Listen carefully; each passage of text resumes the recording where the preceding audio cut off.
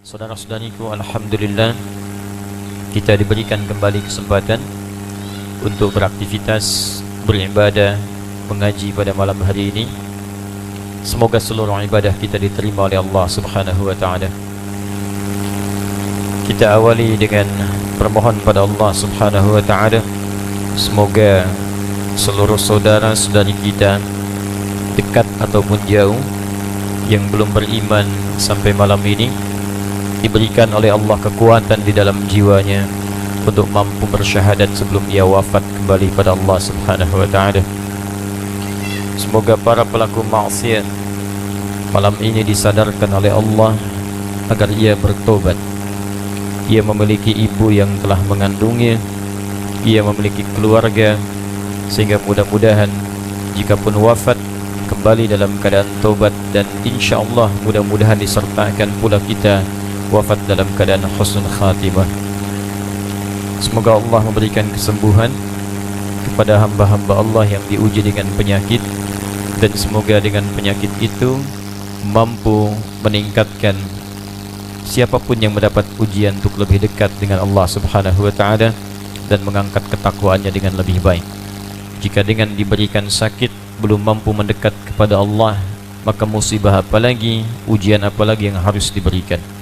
Jika dengan sakit keluarga sekelilingnya belum mampu mendekatkan diri dan membangun kerukunan dalam hidup, kadang-kadang sakit itu dititipkan untuk menguji siapa di antara orang terdekat atau jauh yang memberikan perhatian kepadanya, sehingga saat sembuh perhatian itulah yang kemudian terus terlakit dengan baik, lebih dekat, dan terus terjaga sampai dengan kembali kepada Allah Subhanahu wa taala. Semoga dengan itu Allah berikan hikmah yang besar untuk kita semua.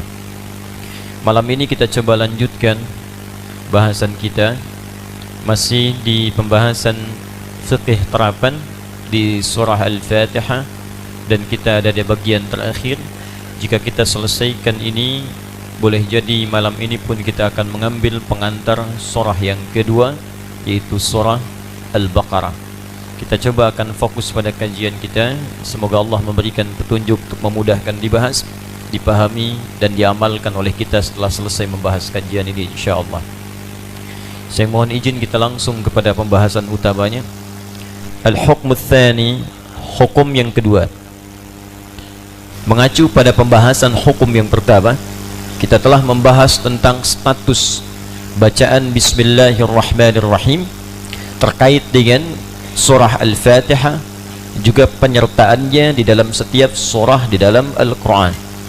Dan telah kita bahas klasifikasi pendapat ulama terkait dengan kalimat Bismillahirrahmanirrahim, baik pendapatnya Al-Imam Abu Hanifah, pendapatnya Al-Imam Malik, juga pendapatnya Al-Imam Muhammad bin Idris Asy-Syafi'i.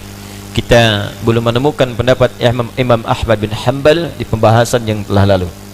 Setelah kita ketahui Al-Imam Asy-Syafi'i menjadikan kalimat Bismillahirrahmanirrahim termasuk dalam bagian surah Al-Fatihah, juga termasuk dalam bagian setiap awal surah, dengan dalil-dalil yang telah kita kemukakan. Di antaranya ketika Allah Subhanahu wa taala menurunkan beberapa informasi kepada Nabi sallallahu alaihi wasallam setelah peristiwa Ibnu Abbas bertanya, adakah pemisah di antara surah-surah Al-Quran itu? Maka diturunkan Bismillahirrahmanirrahim, dan pernah disandingkan dengan surah Al-Kautsar. Bismillahirrahmanirrahim, inna a'tainakal kautsar fasalli lirabbika wanhar inna syani'aka huwal abtar. Maka Al-Imam Asy-Syafi'i menyimpulkan ketika Nabi membacakan itu disandingkan pula dengan Al-Fatihah dari Alhamdulillahirabbil alamin, disandingkan dengan setiap surah, maka beliau memasukkan bacaan Bismillahirrahmanirrahim termasuk dalam bacaan Al-Fatihah dan dalam setiap surah. Kemudian kita telah bahas juga bahwa pendapat Al-Imam Malik, ya rahimahullah, beliau tidak memasukkan Bismillahirrahmanirrahim dalam kategori bersanding dengan atau termasuk dengan Al-Fatihah, juga dengan setiap surah, ya, dengan dasar yang telah kita bahas di pertemuan yang lalu, bahwa beliau bersandar pada hadis-hadis awal ketika kalimat Bismillahirrahmanirrahim belum diturunkan, sehingga seringkali terkutip yang mengikutkan pada pendapat beliau, hadis-hadis tentang sahabat salat di belakang Nabi sallallahu alaihi wasallam, di belakang Abu Bakar As-Siddiq, Umar bin Al-Khattab, Uthman bin Affan, Ali bin Abi Thalib, dan mereka memulai dengan alhamdulillahi rabbil alamin. Tapi penting saya sampaikan pula, tolong dicatat dengan baik bahwa hadis-hadis yang digunakan ini periode masa-masa awal sebelum bismillahirrahmanirrahim diturunkan. Dan dalam prakteknya pun setelah itu Nabi terekam dalam 70 hadis kurang lebih, ya, kadang membaca jahar bismillahirrahmanirrahim, kadang dibaca sir bismillahirrahmanirrahim, kadang tidak dibaca sama sekali, kadang dibaca rakaat pertama, kadang dibaca selanjutnya tidak. Ini yang menjadikan para ulama pun memilih mana yang paling mudah untuk mereka terapkan. Jadi ketika misalnya Imam Malik tidak membaca bismillah, bukan berarti ini pendapat Imam Malik, tapi mengambil referensi dari Nabi yang saat membaca tidak menggunakannya. Dalilnya ada. Jelas ya? Juga ketika kita menemukan Al-Imam Asy-Syafi'i membaca bismillahirrahmanirrahim, itu bukan pendapat pribadi, tapi mengambil dalil yang memang pernah tersambung pada Nabi. Nabi membacakan Al-Fatihah diawali dengan bismillahirrahmanirrahim. Demikian juga pendapat Al-Imam Abu Hanifah, ya, yang menyertakan bacaan bismillahirrahmanirrahim dalam bacaan sir, ya, ataupun juga jahar dengan sir dan tidak dikencangkan. Sekarang kita akan masuk pada bagian kedua. Setelah mengetahui status bismillahirrahmanirrahim, bahwa dia diturunkan kalimat ini sebagai pemisah di antara surah-surah dalam Al-Quran.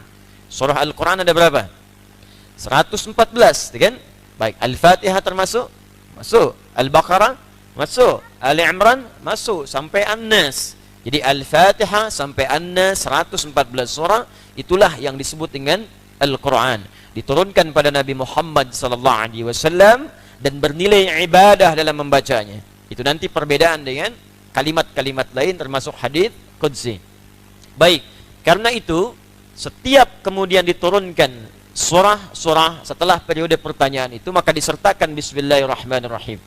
Sampai sekarang di mushaf pun dituliskan kalimat bismillahirrahmanirrahim sebelum setiap surah, kecuali surah 9 At-Taubah, atau disebut juga dengan Al-Bara'ah, ya. Saya pernah jelaskan ini, kenapa surah 9 tidak dibuka dengan bismillahirrahmanirrahim, karena surah ini diturunkan izin untuk membela diri ketika diserang. Diizin membela. Karena diizinkan, maka mulailah terjadi kemudian ketahanan, ya, pertahanan militer. Maka membela, kalau ada yang nyerang, kemudian membela, maka terjadilah kemudian apa yang diistilahkan dengan peperangan, ya, apa yang diistilahkan dengan proses militer dan sebagainya. Jadi aspek turunnya ayat ini untuk pembelaan. Karena itu saya sering simpulkan dalam Islam, tidak ada serangan-serangan tanpa alasan. Jadi jihad itu bukan melukai, bukan menyerang tanpa alasan. Kalau Anda ngaji dimanapun, menemukan pengajian menyuruh Anda untuk membombardir tempat tertentu, merusak tempat tertentu dengan kerangka jihad, tidak dibenarkan dalam konteks agama, maka tinggalkan kumpulan-kumpulan itu. Boleh jadi itu akan menjerumuskan kita pada nistapa yang lebih dalam. Paham ya? Makanya kalimatnya dibuka dengan bara'atum minallah. Ya, turun izin. Ya, Allah bersih. Ya, Allah memberikan izin sekarang bagi Anda untuk membela diri, termasuk Rasulnya sallallahu alaihi wasallam. Nah, walaupun diizinkan untuk berperang, perang itu kan tidak mengandung kasih sayang. Sering saya ilustrasikan, nggak ada orang perang menerapkan teori kasih sayang. Kalau diterapkan teori kasih sayang, nggak ada yang mau nembak. Ya, karena emang sayang, rasa kasihnya terlampau dominan sehingga tidak mengeluarkan kemudian aspek-aspek kekerasan dalam perang. Di mana-mana perang itu keras, tidak ada yang lembut. Gak ada orang perang pakai pedang lembut, gitu kan? Atau nembak minta izin dulu, izin tembak ya, misalnya nggak ada. Nembak ya nembak, bom ya bom.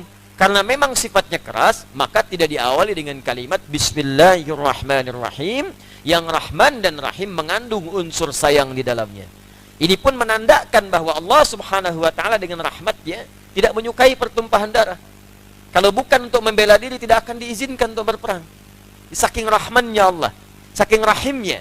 Karena itu jika ada orang sengaja menumpahkan darah orang lain, itu langsung disebutkan keterangan dalam Al-Quran di surah keempat An-Nisa itu, ya, di ayat 92 sampai 93, seperti orang yang sudah pesan kapling neraka jahanam. Kapling neraka jahanam, bayangkan. Wa may yaqtul mu'minan muta'ammida fajaza'uhu jahannam. Siapa yang sengaja merencanakan pembunuhan terhadap orang beriman, satu orang aja, korbannya satu orang, apalagi orang beriman, fajazauhu jahannam, maka dia seperti pesan kafling di neraka jahannam. Khalidan fiha, kekal di dalamnya, nggak akan keluar. Wa ghadiballahu alaihi, 3, dimurkai oleh Allah. Yang keempat, wala'anahu, dila'nat. Yang kelima, wa'adda lahu 'adzaban 'azima. 5 konsekuensinya. Orang beriman mana yang cita-cita masuk neraka jahanam nggak pernah keluar? Orang beriman mana yang bercita-cita dilaknat oleh Allah? Orang beriman mana yang bercita-cita dimurkai Allah dan dijanjikan azab yang berlipat? Nggak akan mungkin ada, mustahil. Ya karena itu, walaupun diizinkan, sifatnya pembelaan supaya tidak tumpah dan muncul madarat yang lebih besar. Karena itulah orang yang membela nilai-nilai kebenaran dan kebaikan dengan niat ibadah, tinggi pahalanya. Dia mengorbankan jiwa untuk maslahat, makanya disebut syahid. Itu ketinggiannya. Ya, tapi kalau tembak orang, bunuh orang walaupun dia meninggal juga, itu konyol namanya. Ya, hati-hati teman-teman sekalian. Jadi fikihnya mesti sampai ke dalam tahap-tahap itu supaya kita mengerti mana yang dibenarkan agama, mana yang dilarang. Ya karena itu saya tidak ingin dengar lagi ada bom panci, bom kulkas, bom open, bom setrika, macam-macam. Nah, itu tinggalkanlah. Semoga Allah menghentikan semua itu dan memberi hidayah kepada kita semua dalam kebaikan. Termasuk kalau itu pun, awas, direncanakan atau dibuat oleh sementara kalangan tertentu untuk menciptakan hal semacam itu, dosanya lebih besar lagi itu. Lebih besar lagi. Ya, karena itu rumus gampangnya, kalau ada ajakan-ajakan pada demikian, cepat tinggalkan. Tapi menariknya, jumlah surah berapa dalam Al-Quran? 114. Setiap surah ada Bismillahirrahmanirrahim. Sekarang At-Taubah, Al-Bara'ah, tidak ada Bismillahirrahmanirrahim ya.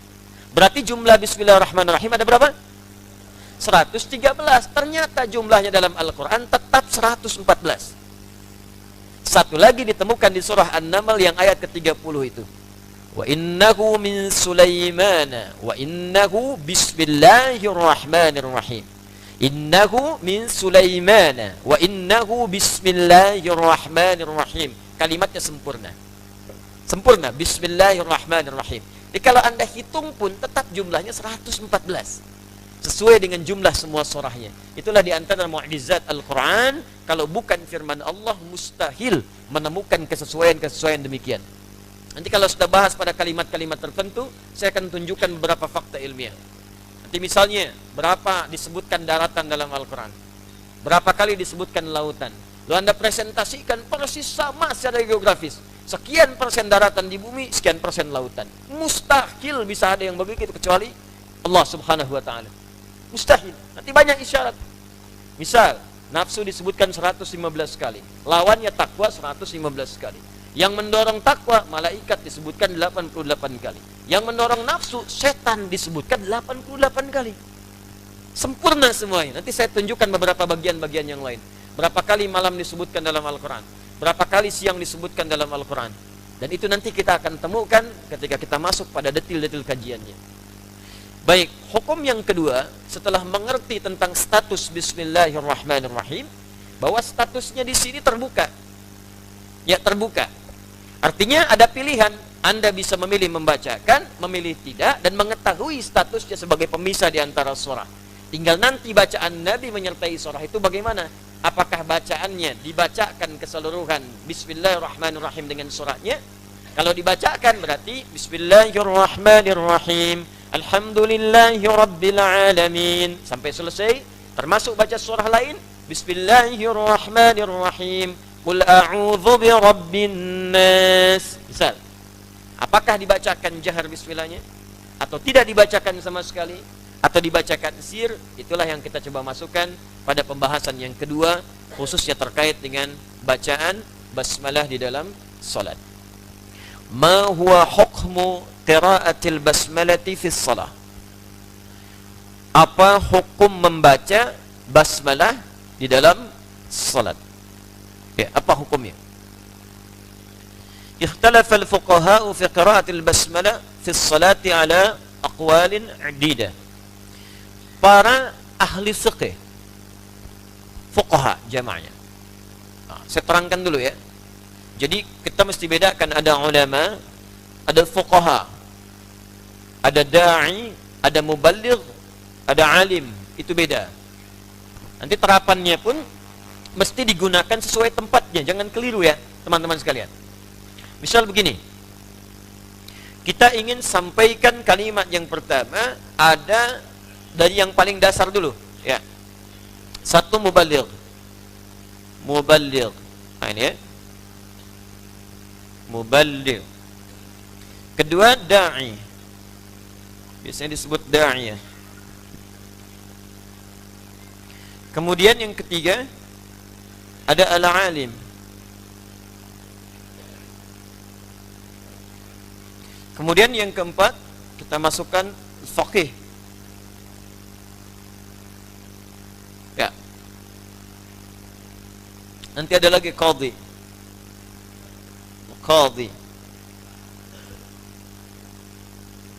Kita ambil 5 ini saja istilahnya.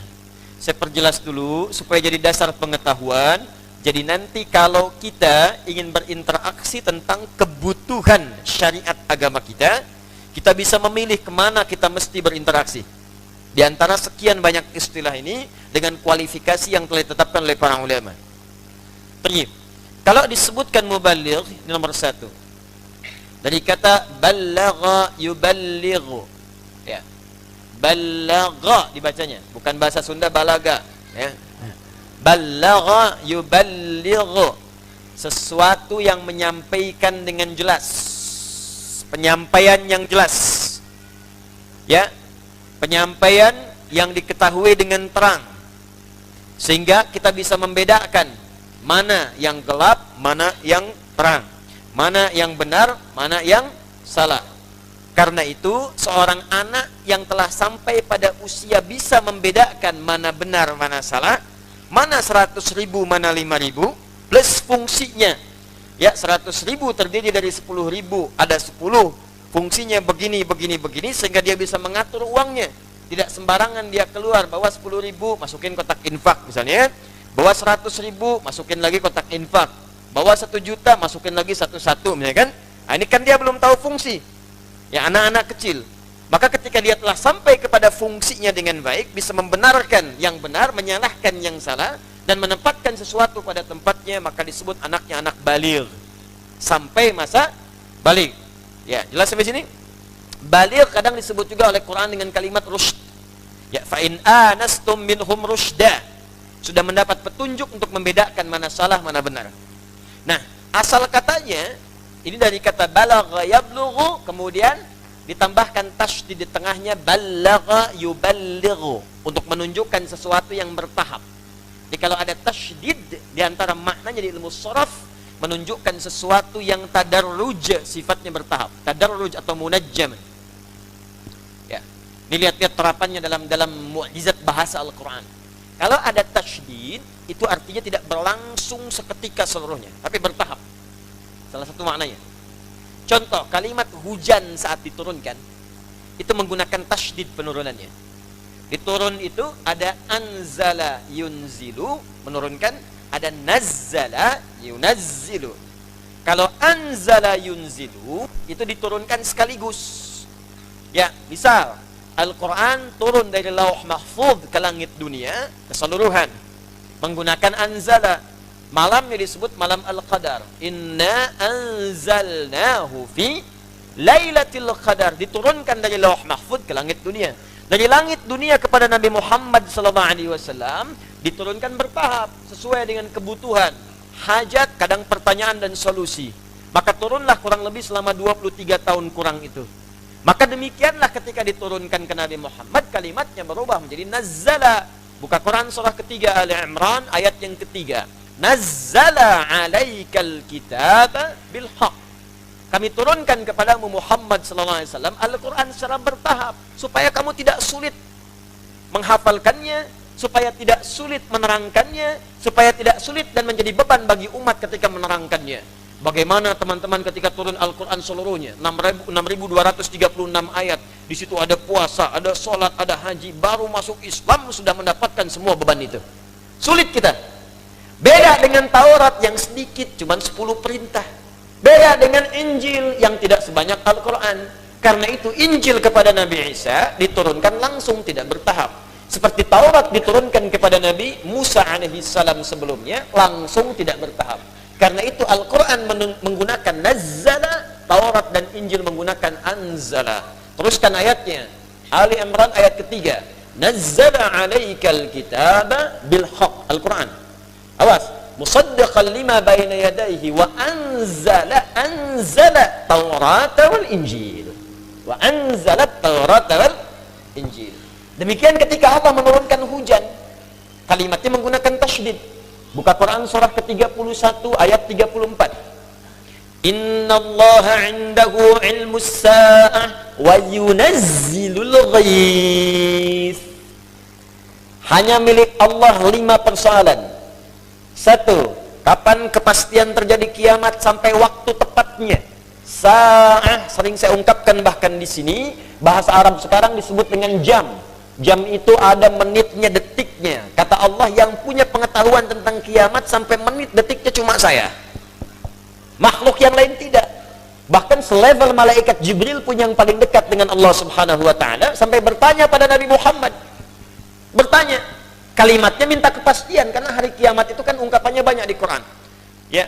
Yaumul qiyamah, Quran surah 75. La uqsimu biyaumil qiyamah, yaumuddin, ayat yang keempat Al-Fatihah, Malik yaumin, yaumul akhir, ada semuanya. Tapi kalau menunjuk kepada waktu, itu menggunakan sa'ah. Maka Jibril alaihi salam bertanya pada Nabi Muhammad sallallahu alaihi wasallam setelah bertanya tentang Islam, iman dan ihsan. Di hadis Muslim, nomor hadis yang ke-8 dari Abu Hafs Umar bin Khattab radhiyallahu taala anhu. Dikutip oleh Al-Imam An-Nawawi dalam kitabnya Al-Arba'in, nomor hadis yang kedua. Mata sa'ah, kapan pastinya terjadi kiamat? Apa jawab Nabi? Mal mas'ulu anha bi'a'lama minas sa'il. Yang ditanya tidak lebih tahu daripada yang bertanya. Kan Anda yang lebih dekat dengan Allah Subhanahu wa taala. Di malaikat pun ingin memastikan, saya saja yang paling dekat dengan Allah, termasuk Nabi Muhammad yang sangat disayang Allah, tidak punya pengetahuan. Maka tidak ada yang memastikan kapan terjadi kiamat. Jadi kalau ada isu-isu tentang hari kiamat kapan terjadinya, antum tidurnya aja. Terus saja baca Quran, ya, terus tahajud. Yang ditanya persiapan apa yang kita bawa sebelum itu terjadi. Itu yang paling penting. Ya, saya pernah mendapatkan isu itu tahun 99 dan sepi di Garut itu. Ya, sampai pasar sepi. Karena konon akan terjadi kiamat tanggal 9 bulan 9 tahun 1999. Alhamdulillah ketika melewati hari itu tidak kejadian. Maka muncul isu baru, diundur tahun 2012. Alhamdulillah tidak diundur lagi ke tanggal 20 bulan 2 tahun 2020 gitu ya, tadi. Baik. Nah, wa yunazzilul ghaits. Dan juga awas, hanya milik Allah kuasa untuk menentukan kepastian bagaimana cuaca diatur. Ghaits kadang ditunjukkan pada hujan. Ghaits itu segala yang bermanfaat. Jadi semua yang berasal dari Allah itu sebetulnya bermanfaat. Jikapun terjadi sesuatu yang kurang menyenangkan, maka ulah manusia yang menjadikan itu menjadi musibah dalam kehidupan. Nah, yang menarik, ghaits itu diungkapkan dengan tasydid, yunazzil, bukannya yunzil. Nazzala yunazzilu, anzala yunzilu. Hujan, kata Allah, saya atur sebaik mungkin sesuai dengan tempatnya. Kadang di sini turun, di sana enggak. Di sini gerimis, di sini deras. Masya Allah, kadang-kadang di satu tempat, Pak, ini hujan, sebelah sini enggak. Pernah kejadian saudara di Indonesia, cuman di rumah si fulan aja hujan, yang lain enggak. Bayang enggak? Di atas rumah dia hujan, tempat lain enggak. Saya pernah mengalami di Tripoli, dari rumah makan jalan mau ke asrama, tiba-tiba hujan. Begitu kemudian berhenti, hujan, yang paling menarik, berhenti saya satu tempat, Allahu Akbar, sebelah sini hujan, sini enggak. Jadi kita lihat-lihatan aja begini. Tapi itu yang paling nikmat. Bayangkan kalau menggunakan yunzil, wa yunzilul ghaits, maka sebumi hujan semua, tenggelam. Itulah pentingnya kita mengkaji bahasa Al-Quran untuk menemukan keindahan dalam pilihan diksinya. Ballagha yuballighu. Kenapa muballigh disebut dengan kata ballagha yuballighu? Ingin memberikan kesan bahwa jadi mubaligh yang baik itu sampaikan secara bertahap dengan terukur. Kalau mau nyampaikan ceramah, maka terstruktur dengan baik. Sampaikan pelan-pelan supaya dipahami dengan baik dan jelas. Bikin kurikulum supaya terurut dengan baik dan benar. Sampaikan dan belajar retorika dengan bagus supaya kalimat-kalimat yang dipilih pun menyenangkan untuk didengar. Tapi tahukah Anda, muballigh itu dari kata ballagha yuballighu, tabligh artinya yang punya kemampuan untuk menyampaikan saja. Cuma dasar ilmu tidak banyak. Jadi ini retorikanya bagus, punya kemampuan retorika, bisa memungkinkan ia pandai menyampaikan pesan-pesan agama. Sekarang disebut dengan tabligh. Tabligh itu dari kata balagha. Tuh. Tabligh akbar, tabligh asghar. Oh, macam-macam. Tabligh ini dari sini. Balagha yuballighu, tabligh. Tabligh itu bahasa Arab. Sama kayak musyawarah, sama kayak bab. Ya, dari bahasa Arab. Menyampaikan dengan jelas dan terang, orangnya disebut mubaligh. Syarat mubaligh diantaranya punya kemampuan retorika, punya sifat amanah. Makanya amanah sifat Nabi tabligh menyatu dengan amanah fatonah. Masih ingat sifat Nabi yang 4 itu? Siddiq, amanah, fatonah, tabligh. Makanya kalau mau nyampaikan tabligh mesti siddiq, jujur. Amanah, tempatkan dalil sesuai tempatnya. Kalau nggak paham dalil jangan bicara. Disampaikan ayat tapi nggak paham menempatkannya di mana. Ya.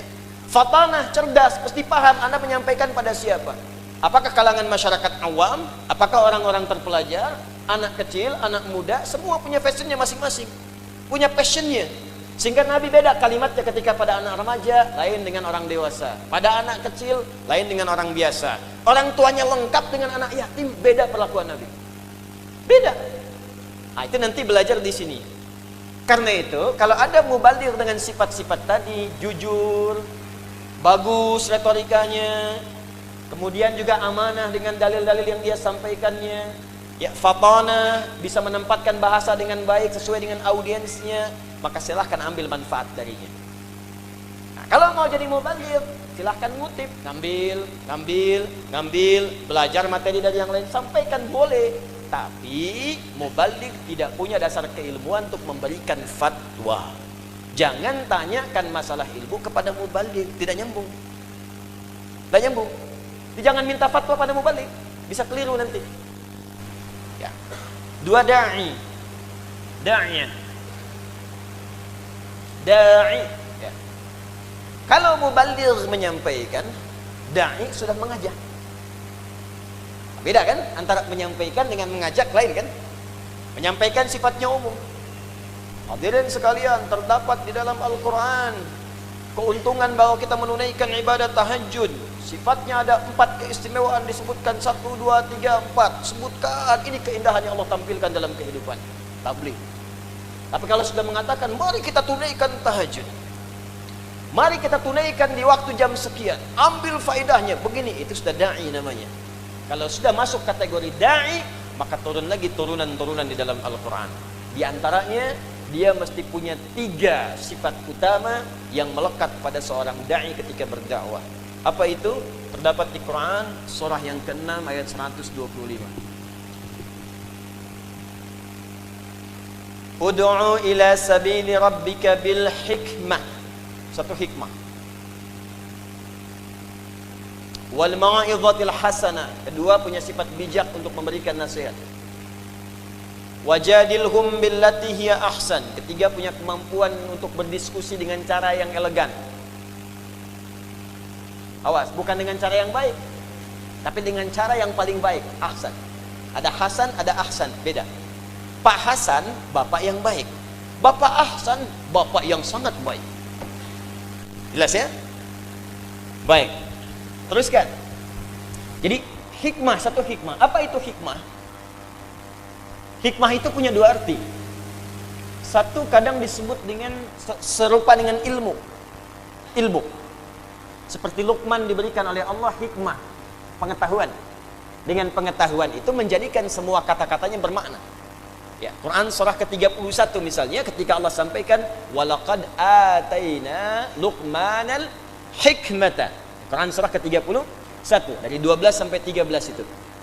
Misal lagi Al-Baqarah ayat 269. Siapa yang dikasih hikmah berupa pengetahuan, itu lebih daripada harta benda yang dimiliki oleh seseorang. Wa may yu'tal hikmata faqad utiya khairan katsira. Ini ada orang yang menambahkan harta banyak. Boleh, silahkan. Harta itu kadang disebut khair dalam Al-Quran. Harta kadang disebut khair. Ya, misal Al-Baqarah ayat 215. Yas'alunaka madza yunfiqun. Kalau punya uang, ada yang bertanya pada Muhammad, bagaimana dan apa caranya kalau pengen infak. Saya punya harta, pengen infak, bagaimana caranya? Ya, kata Al-Quran, kul ma anfaqtum min khair. Kalau anda mau infak, gunakan harta. Cuma pilih dari harta yang paling baik. Jangan harta korupsi dipakai infak. Harta nipu dipakai infak. Jadi harta di sini disebut dengan khair. Kata para ahli tafsir untuk memberikan pesan kepada kita, dapatkan dengan cara yang baik dan keluarkan di jalan yang baik. Bahkan bapak ibu misalnya, maaf ya, mau tulis wasiat nih. Ya, ada beberapa harta titipan saya ingin berikan wasiat kepada si fulan yang tidak masuk ahli waris. Itu pun disebut khair. Buka Quran surah kedua Al-Baqarah ayat 180. Ya, kutiba alaikum idza hadara ahadakumul maut in taraka khairanil wasiyatu lil walidain. Diwajibkan bagi kalian kalau nanti satu saat mungkin merasa akan dekat ajalnya wafat, tiba-tiba akan menuliskan wasiat untuk orang tua, untuk kerabat, maka di antara fungsi wasiatnya, wasiatkan harta Anda itu digunakan pada yang baik-baik. Itu khair. Nah, dengan harta itu cari akhirat. Diturunkanlah konsep di Quran surah ke-28 ayat 77. Paling kiri sebelah bawah di mushaf. Wabtaghi fima atakallahu ad-daral akhirah wa la tansa nasibaka minad dunya. Dengan hartamu itu, kata Allah, kalau merasa lebih dari kebutuhanmu, karena kan cuma dua sifat harta itu. Kalau bukan cukup, kaya. Gak ada yang ketiga. Kalau bukan cukup, kaya. Itu di Quran surah ke-53 ayat ke-48. Wa annahu huwa aghna wa aqna. Dan dialah Allah yang menjadikan seseorang itu kalau bukan kaya, cukup. Di sebetulnya miskin gak masuk kategori. Ya, kalau nggak kaya, cukup. Miskin itu yang tidak pernah merasa cukup, Japi. Jadi kalau nggak pernah merasa cukup, sebetulnya dia miskin. Bahkan saking sayangnya Allah supaya keluar dari kemiskinan, dibantu dengan zakat. Quran surah ke-9 ayat 60. Keluarkan dari miskinnya. Innama sadaqatu lil fuqara wal masakin. Masih merasa miskin, dorong lagi dengan infak. Quran surah 2 tadi ayat 215. Infak untuk orang miskin supaya keluar dari kemiskinan. Makanya di Singapura dan beberapa tempat itu, zakat dan infak itu diberikan kail, tidak harus dalam bentuk ikan. Dilihat bakatnya kemana, ya passionnya apa, diberikan pendampingan, kasih modal selama setahun supaya hari ini dia menerima zakat, lusa atau besok depan dia berzakat. Itu konsep dasarnya. Jadi berhasil dia naik. Di sesungguhnya kalau ada kemudian Anda bisa dapatkan cukup, tinggal Anda bekerja mau apa, mau cukup atau mau kaya. Ya, kalau Anda kiranya mau kaya, nanti dibagi 3 lagi, kaya biasa, kaya banget, kebangetan kayanya. Ada biasanya, kayak Abu Bakar kaya kan, kaya banget Utsman, kebangetan kayanya Abdurrahman bin Auf, kebangetan kayanya tuh sampai bunyi pip gitu. Bentar, kebangetan kayanya kapaknya terbuat dari emas, kan kebangetan tuh. Iya, sepertiga orang Madinah dibebasin utangnya, sepertiga lagi diutangi untuk modal, sepertiga lagi disantuni. Datang 600 kafilah unta, isinya emas semua, emas mutiara perak. Kata Sayyidah Aisyah, saya dengar ya, Abdurrahman bin Auf masuk surganya merangkak, saking banyaknya. Ya, saking banyaknya, bukan merangkak begini, scanningnya tuh ada proses. Bagus, kaya masuk surga daripada miskin gak jelas kan? Begitu mendengar kalimat tadi, kata beliau, saya sedekahkan semua 600 untuk orang Madinah semua. Tuh, kebangetan kayanya. Nah, sekarang apa hubungannya dengan dai? Ternyata di balik harta yang banyak itu, kalau Anda mau mencari akhirat, kalau sudah cukup, sisanya pakai untuk kebutuhan akhirat Anda. Anda petakan, Anda gaji berapa sih sebulan? Saya gaji 50 juta. Kebutuhan keluarga berapa? 20 juta, 30 jutanya Allah ngasih bekal untuk akhirat Anda. Anda mesti bersaing dengan orang yang Anda anggap miskin itu. Ternyata dia bukan miskin, cukup. Saking cukupnya dia bisa puasa Senin Kamis. Saking cukupnya bisa puasa Iyamul Bid. Saking cukupnya puasa Daud sehari puasa sehari enggak. Saking cukupnya dia cukup dengan tenaga saja bisa tahajud. Anda pengen ke surga Firdaus, langsung dengan Nabi sesurga. Tahajud nggak bisa bangun, puasa Senin nunggu-nunggu Ramadan. Hah? terus cita-citanya begitu tinggi gitu, maka Allah turunkan harta, memang passion Anda di situ. Tapi ada harta yang sangat hebat dibandingkan dengan harta yang dibawa-bawa kemanapun dan mungkin berat. Kata Ali bin Abi Thalib, harta yang ini lebih tinggi daripada harta yang kedua. Karena harta yang pertama kemana-mana dibawa cukup berat, kadang mesti disimpan di tempat yang aman, kadang kita gelisah. Tapi harta yang kedua ini sama-sama disebut dengan hikmah, sama-sama disebut dengan khair, tapi nilainya tersimpan di tempat yang meringankan kemanapun dia pergi. Apakah nama harta itu? Dan sampai kepada kalimat faqih kita bahas, kita akan teruskan setelah menunaikan salat Isya berjamaah. Bismillah. Assalamualaikum warahmatullahi wabarakatuh. Alhamdulillah, wassalatu wassalamu ala rasulillah wa ala alihi wa sahbihi wa badwalah wa ba'du. Jemaah sekalian, kita telah menunaikan salat Isya berjamaah. Semoga salat kita diterima oleh Allah Subhanahu wa taala. Alhamdulillah, Allah mengabulkan sebagian dari doa yang kita mohonkan sebelum kita ta'lim tadi. Di antaranya kita memohon kepada Allah semoga di antara saudara-saudari kita dekat ataupun jauh yang belum beriman, seyogyanya kita bermohon semoga Allah kuatkan jiwanya untuk bersyahadat sebelum ia wafat. Saya masuk tadi menerima informasi bahwa ada di antara saudari kita yang ingin berucap syahadat di malam hari ini. Baru sampai kepada kami datanya. Boleh disambungkan langsung saja supaya kita bisa mempercepat. Nggak usah nengok ke sana, nggak ada akhwat di sana. Pokoknya kalau ikhwan pasti di meja di sini. Kalau akhwat di tempat khusus yang antum hanya dengar suara, ya supaya dia bisa kuat untuk bersyahadat dan tidak terganggu dengan wajah-wajah antum itu. Ya. Bismillah. Bisa tersambung dengan Ibu Tasmina. Assalamualaikum Ustadz. Masya Allah. Waalaikumsalam warahmatullahi wabarakatuh. Baik, alhamdulillah. Ibu, saya mohon izin bacakan dulu Ibu ya sebagian dari data yang saya terima. Ibu betul bernama Tasmina? Betul Ustadz. Baik, alhamdulillah. Sebentar saya ingin tegaskan dulu ya. Ini ibunya ada di satu ruangan khusus di sini. Ya, jadi ini bukan kayak acara TV orang di mana kita. Memang sudah ada di sini ya. Alhamdulillah. Nanti kalau sudah selesai semoga beliau diberikan sifat istiqamah. Ibu perempuan, agama asal dari Katolik Ibu ya? Betul Ustadz. Baik, Ibu dari lahir di Lubuk Linggau 1 Juni 1979. Alamat sekarang dari Depok Ibu betul? Iya betul Ustadz. Baik, Ibu sudah yakin untuk bersyahadat? Insya Allah yakin Ustadz. Baik, saya tidak akan tanya kembali. Saya punya keyakinan kuat Ibu insya Allah sudah mantap, sudah belajar juga. Hanya saya ingatkan saja dengan cepat bahwa kalau sudah bersyahadat, Ibu komitmen untuk menunaikan semua ketentuan dalam Islam ya? Insya Allah. Baik, ibadahnya, akhlaknya, perilaku yang baik, juga yang paling penting membangun hubungan baik dengan orang-orang di sekitaran kita, khususnya keluarga. Ibu siap saya pandu pelan-pelan? Iya Ustadz. Baik, Ibu pelan-pelan saja apa yang saya ucapkan Ibu ikuti dan mohon diucapkan dengan hati sehingga muncul keikhlasan dan ridha Allah yang diberikan kepada Ibu khususnya dan kita semua umumnya insyaallah. Ibu ikuti saya.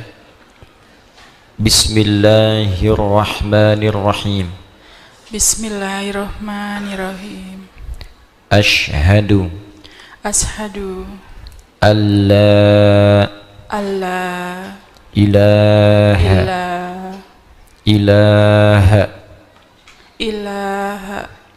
illallah wa ashhadu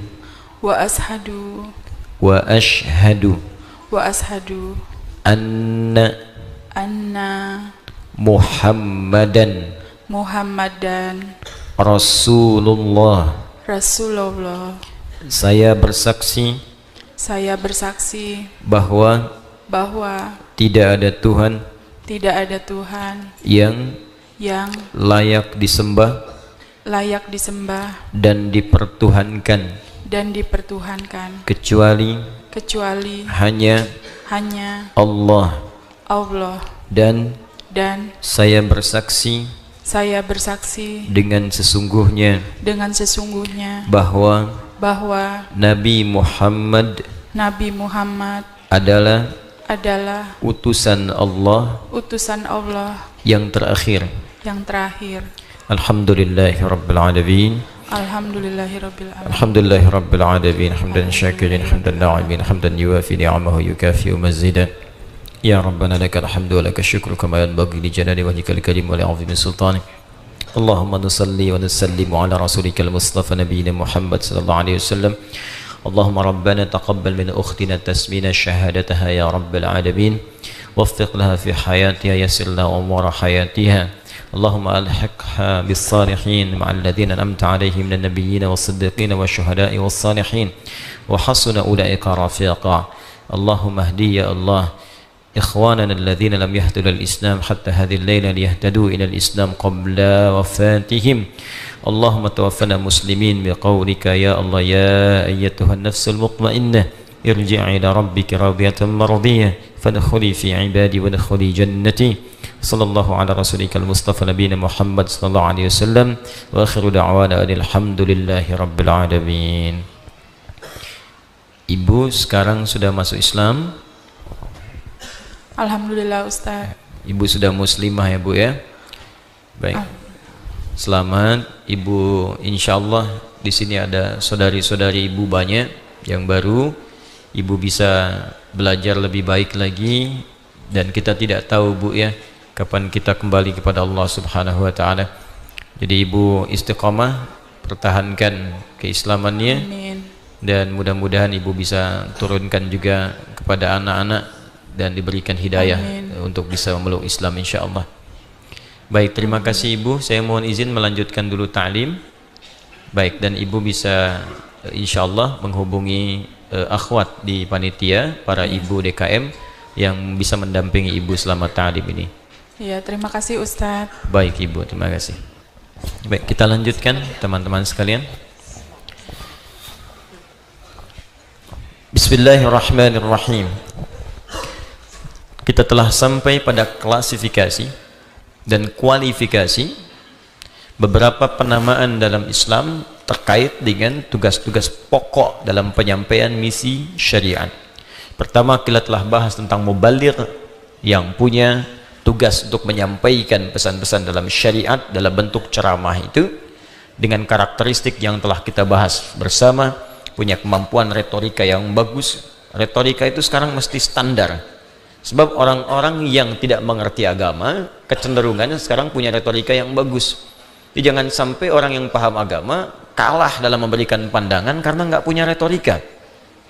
Itu sudah disebutkan isyaratnya di Quran surah kedua Al-Baqarah ayat 204 bahwa nanti akan muncul di masa datang, ayat ini turun di masa Nabi, orang-orang yang punya kemampuan retorika tingkat tinggi tapi dia menyesatkan dalam agama. Itu musuh kata Allah yang paling bahaya. Wa minan nasi may yu'jibuka qawluhu fil hayatid dunya wa yushhidullaha ala ma fi qalbihi wa huwa aladdul khisam.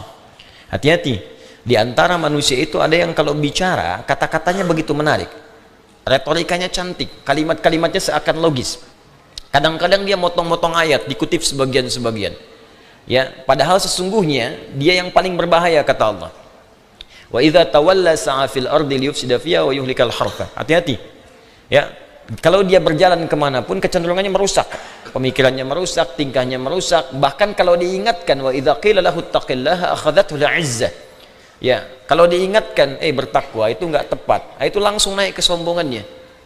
Ya, ini menunjukkan orang-orang ini izzah itu biasanya dalam konteks memiliki sesuatu yang dibanggakan. Jadi kalau dunia mungkin gelar lah, ya, S1, S2, S3, S4, kerupuk 3 kan, doktor, profesor, macam-macam lah.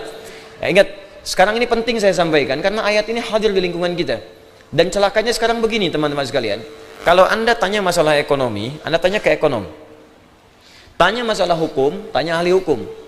Tanya masalah bangunan, tanya ke insinyur, tanya ke arsitek. Semua punya pakar di bidangnya. Bahkan beli tempe ke tukang tempe. Ya, rusak handphone ke counter handphone. Semua punya pakar di bidangnya. Tapi sekarang terjadi sesuatu yang agak aneh. Kalau tentang agama, semua jadi pakar sekarang. Nah, inilah penting kita mengetahui klasifikasi ini. Jadi pertama mubaligh, saya sudah terangkan tuntas. Kedua da'i. Da'i itu tadi telah saya sampaikan punya kualifikasi 3 hal. 1 hikmah. Yang kedua punya kemampuan pemberian nasihat yang menenangkan. Yang ketiga punya kemampuan untuk diskusi dengan elegan. Terkait hikmah, tadi saya berikan batas dalam pengertian Al-Quran. Hikmah itu punya 2 arti.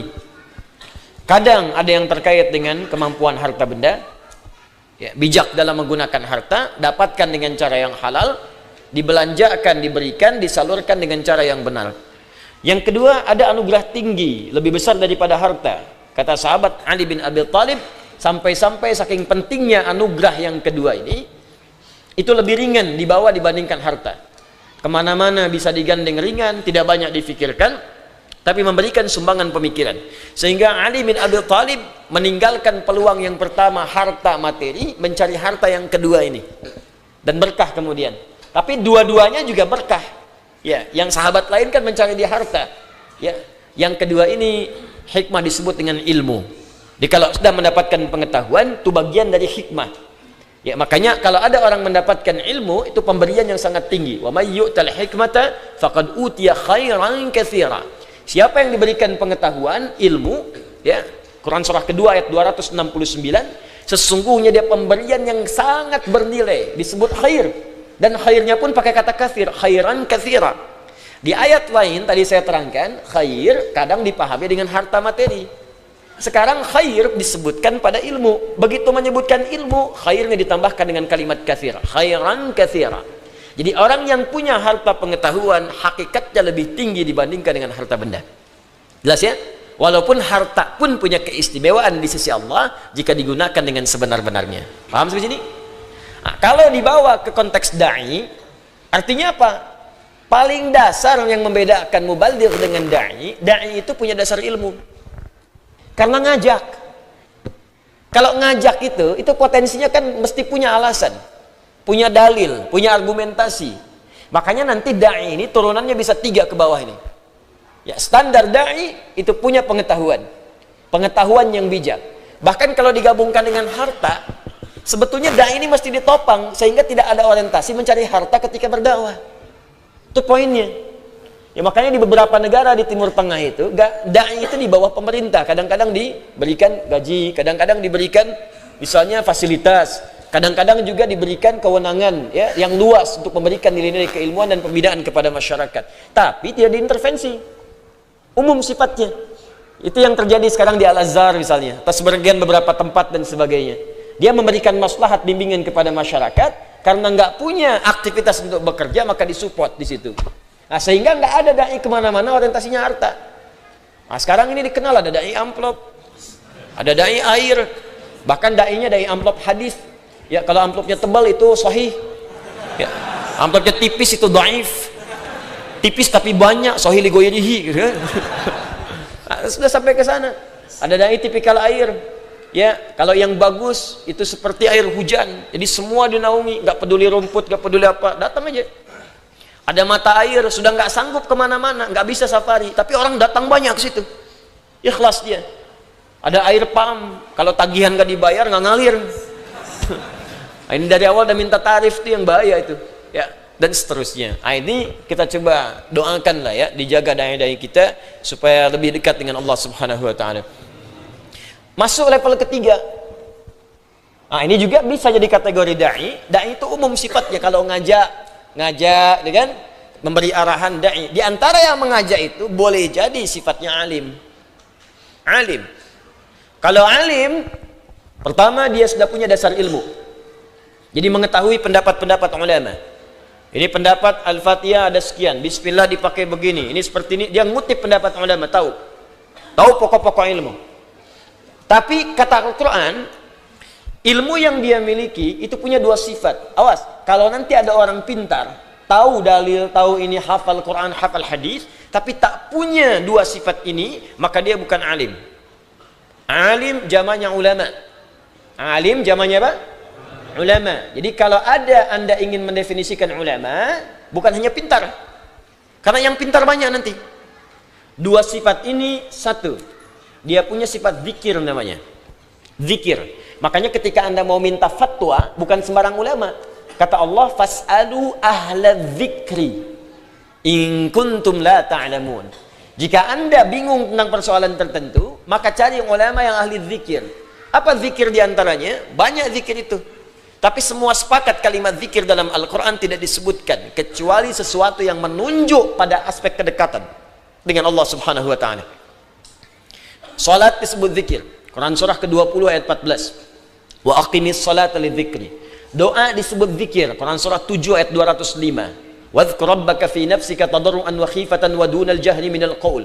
Baca Al-Quran disebut zikir. Quran surah ke-15 ayat 9. Inna nahnu nazzalna dzikra wa inna lahu lahafizun. Alhamdulillah. Menghafal Quran disebut zikir. Quran surah 54 ayat 17, 22, 32, 40. Menyebut nama Allah disebut zikir. Quran surah kedua ayat 152. Ya, dan berilmu pun, belajar ilmu yang mendekatkan diri Anda kepada Allah disebut zikir namanya. Alladzina yadhkuruna Allaha qiyaman wa qu'udan wa 'ala junubihim. Quran surah ketiga ayat 190 sampai 191. Jadi kalau Anda ingin cari ulama, bukan sekedar pintar, tapi kepintarannya mampu mendekatkan Anda dengan Allah. Itu poinnya. Makanya ketika Anda datang ke tempatnya disebut majlis. Jamaknya majalis. Kenapa disebut majlis? Dari kata jalasa. Jalasa itu bukan sekedar duduk. Awas, hati-hati. Bukan sekedar duduk. Saya sering terangkan. Ada jalasa, ada qa'ada. Itu beda. Kalau qa'ada dari tinggi ke rendah. Saya berdiri, ana qa'im al-an. Wa ana urid an aq'ud. Saya berdiri, pindah ke posisi rendah. Duduk. Qa'ada yaq'udu qu'udan. Tapi kalau Anda pindah dari posisi rendah ke tinggi, intiqal minal adna ilal a'la, maka disebut dengan jalasa. Jalasa yajlisu julusan wa jilsatan wa jalsatan. Ya, pindah tempat. Jadi disebut majlis, pindah dari rendah ke tinggi. Anda di karpet, saya minta pindah ke kursi. Akhil karim faddal intaqil idlis lal kursi. Pindah ke tempat tinggi. Kenapa orang belajar ilmu tempatnya disebut majlis? Karena mesti mengangkat dia, memindahkan dari yang tadinya rendah ke tinggi. Apa yang rendah ke tinggi itu? Itulah iman dan ilmu. Itu yang dimaksud Quran surah 58 ayat ke-11. Ya ayyuhalladzina amanu idza qila lakum tafassahu fil majalis. Hai orang-orang beriman, jika di-share kepadamu, ayo luaskan majlis.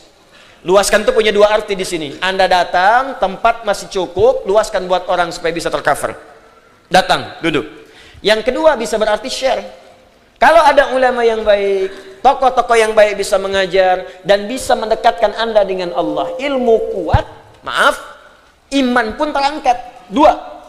Karena itu ketika Anda hadir ke majlis ini, kata Allah, yarfa'illahu alladhina amanu minkum iman walladhina utul ilma darajat ilmu. Ini bukan sekedar mengangkat ilmu Anda. Anda ilmu pintar, tapi kepintaran Anda menjauhkan Anda dari Allah. Itu bukan ilmu yang sesungguhnya. Anda belajar apa sampai tinggi-tinggi sampai mengatakan semua agama sama? Semuanya sama, menuju pada Tuhan yang sama, walaupun caranya beda-beda. Anda belajar sampai di mana? Ngapain Anda belajar tinggi-tinggi sampai dapat gelar yang tinggi? Kalau kesimpulannya sampai error begitu. Ada orang berzikir, orang sholat, kesimpulannya karena sudah dekat dengan Allah sampai nggak sholat lagi. Sholat apa yang Anda kerjakan? Jadi kalau ada yang seperti itu, pasti ada yang keliru. Jadi kalau Anda ingin meminta fatwa pada ulama, datang ke majlisnya, maka sifat yang pertama punya sifat zikir. Dia memberikan pandangan ilmu yang luas sehingga Anda beribadah dengan wawasan dan argumentasi. Saya sholat, ini dasarnya, begini caranya, sampai saya paham apa yang saya kerjakan.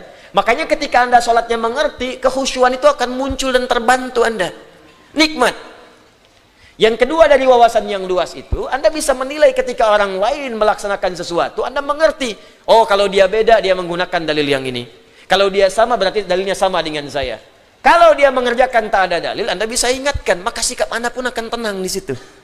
Dan akan jauh dari pertentangan dan perselisihan. Jadi yang pertama punya sifat zikir. Yang kedua, dia punya sifat khasyah. Itu yang disebutkan di Quran surah ke-35 Fatir di akhir ayat 28. Paling kanan sebelah bawah. Ya, innama yakhsyallaha min ibadihi ulama. Quran surah 35 di akhir ayat 28. Ya, penghujung ayat 28. Ya, sungguh kalau ada orang paling khasyah kepada Allah itu ulama. Dia sudah ilmunya luas, imannya tinggi. Tadi yang saya katakan, zikir, salatnya bagus, baca Qurannya bagus, hafalan Qurannya banyak misalnya, kemudian doanya bagus, seringkali mustajab doanya, dan ketakutannya pada Allah luar biasa. Jadi kalau ngasih fatwa itu nggak sembarangan. Ya, nggak ada fatwa berubah ditukar dengan Alphard misalnya. Nggak ada.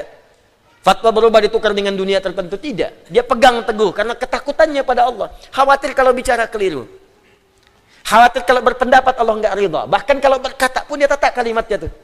Takut, ya, takut. Kalau menatap takut, Allah lihat nggak suka dengan tatapannya. Jadi itu khasyah namanya. Itulah ulama. Jadi kalau Anda mau minta fatwa, maka mintalah fatwa kepada kategori alim. Ulama. Nah, ulama pun kalau mau jadi dai mesti punya sifat 3 tadi. Jadi kadang ulama pintar betul, zikirnya bagus, tapi nggak punya kemampuan retorika, nggak punya kemampuan mengajak, kurang ilmu juga misalnya dalam konteks retorikanya, kalah juga nanti sama orang lain yang nggak punya ilmu tapi retorikanya bagus. Ini fikihnya nyambung ini semua ini. Nah, sekarang ulama sudah punya dasar pengetahuan, punya kemampuan memberikan fatwa, maka tanyakan persoalan hukum pada ulama. Di atas ulama, di atas alim ada kategori spesifik lebih khusus lagi. Namanya faqih. Faqih dari kata fiqh, yang benar-benar khatam, mengerti. Jadi kalau yang tadi ini pendapat ulama gini, ini mazhab ini, mazhab ini. Kalau yang ini memang mengerti rumusannya sampai menjadi pendapat itu. Dasarnya. Bukan cuman obatnya, paham ini obat untuk mah, ini obat untuk sakit kepala. Kalau yang ini memang tahu bahannya dari apa sehingga bisa meraciknya. Sehingga bisa dibedakan. Ya, kalau yang alim tadi, contohnya misalnya dia bisa ngutip, ini maksudnya halal, ini perintah, ini larangan. Tapi kalau yang ini tahu, tidak semua kalimat perintah bisa berupa wajib. Ya, asal perintah itu wajib. Tapi ketika Anda lihat ternyata ada ayat-ayat lain, ada keterangan lain yang menunjukkan ini bukan perintah bermakna wajib, tapi anjuran yang sangat ditekankan. Awas hati-hati. Ketika Anda menemukan kalimat perintah, kelihatan seperti wajib, tapi belum tentu. Kalau ada keterangan lain, bisa menjadi standar mubah misalnya. Makan. Ya ayuhan nasu kulu fil amr. Hai semua manusia, makan. Apakah makan menjadi wajib? Kalau nggak makan, dosa di situ. Mubah di sini, tapi diikat caranya. Kalau Anda nggak makan, bisa sakit. Maka makanlah ini. Caranya begini, begini, begini. Nanti ada kalimat yang menunjukkan wajib, ada kalimat menunjukkan sunnah, ada kalimat menunjukkan sunnah diikat dengan kondisi tertentu. Ya, misal nikah sunnah menggunakan fi'il amr. Baik, sunnah diikat dengan kondisi tertentu, poligami. Ya?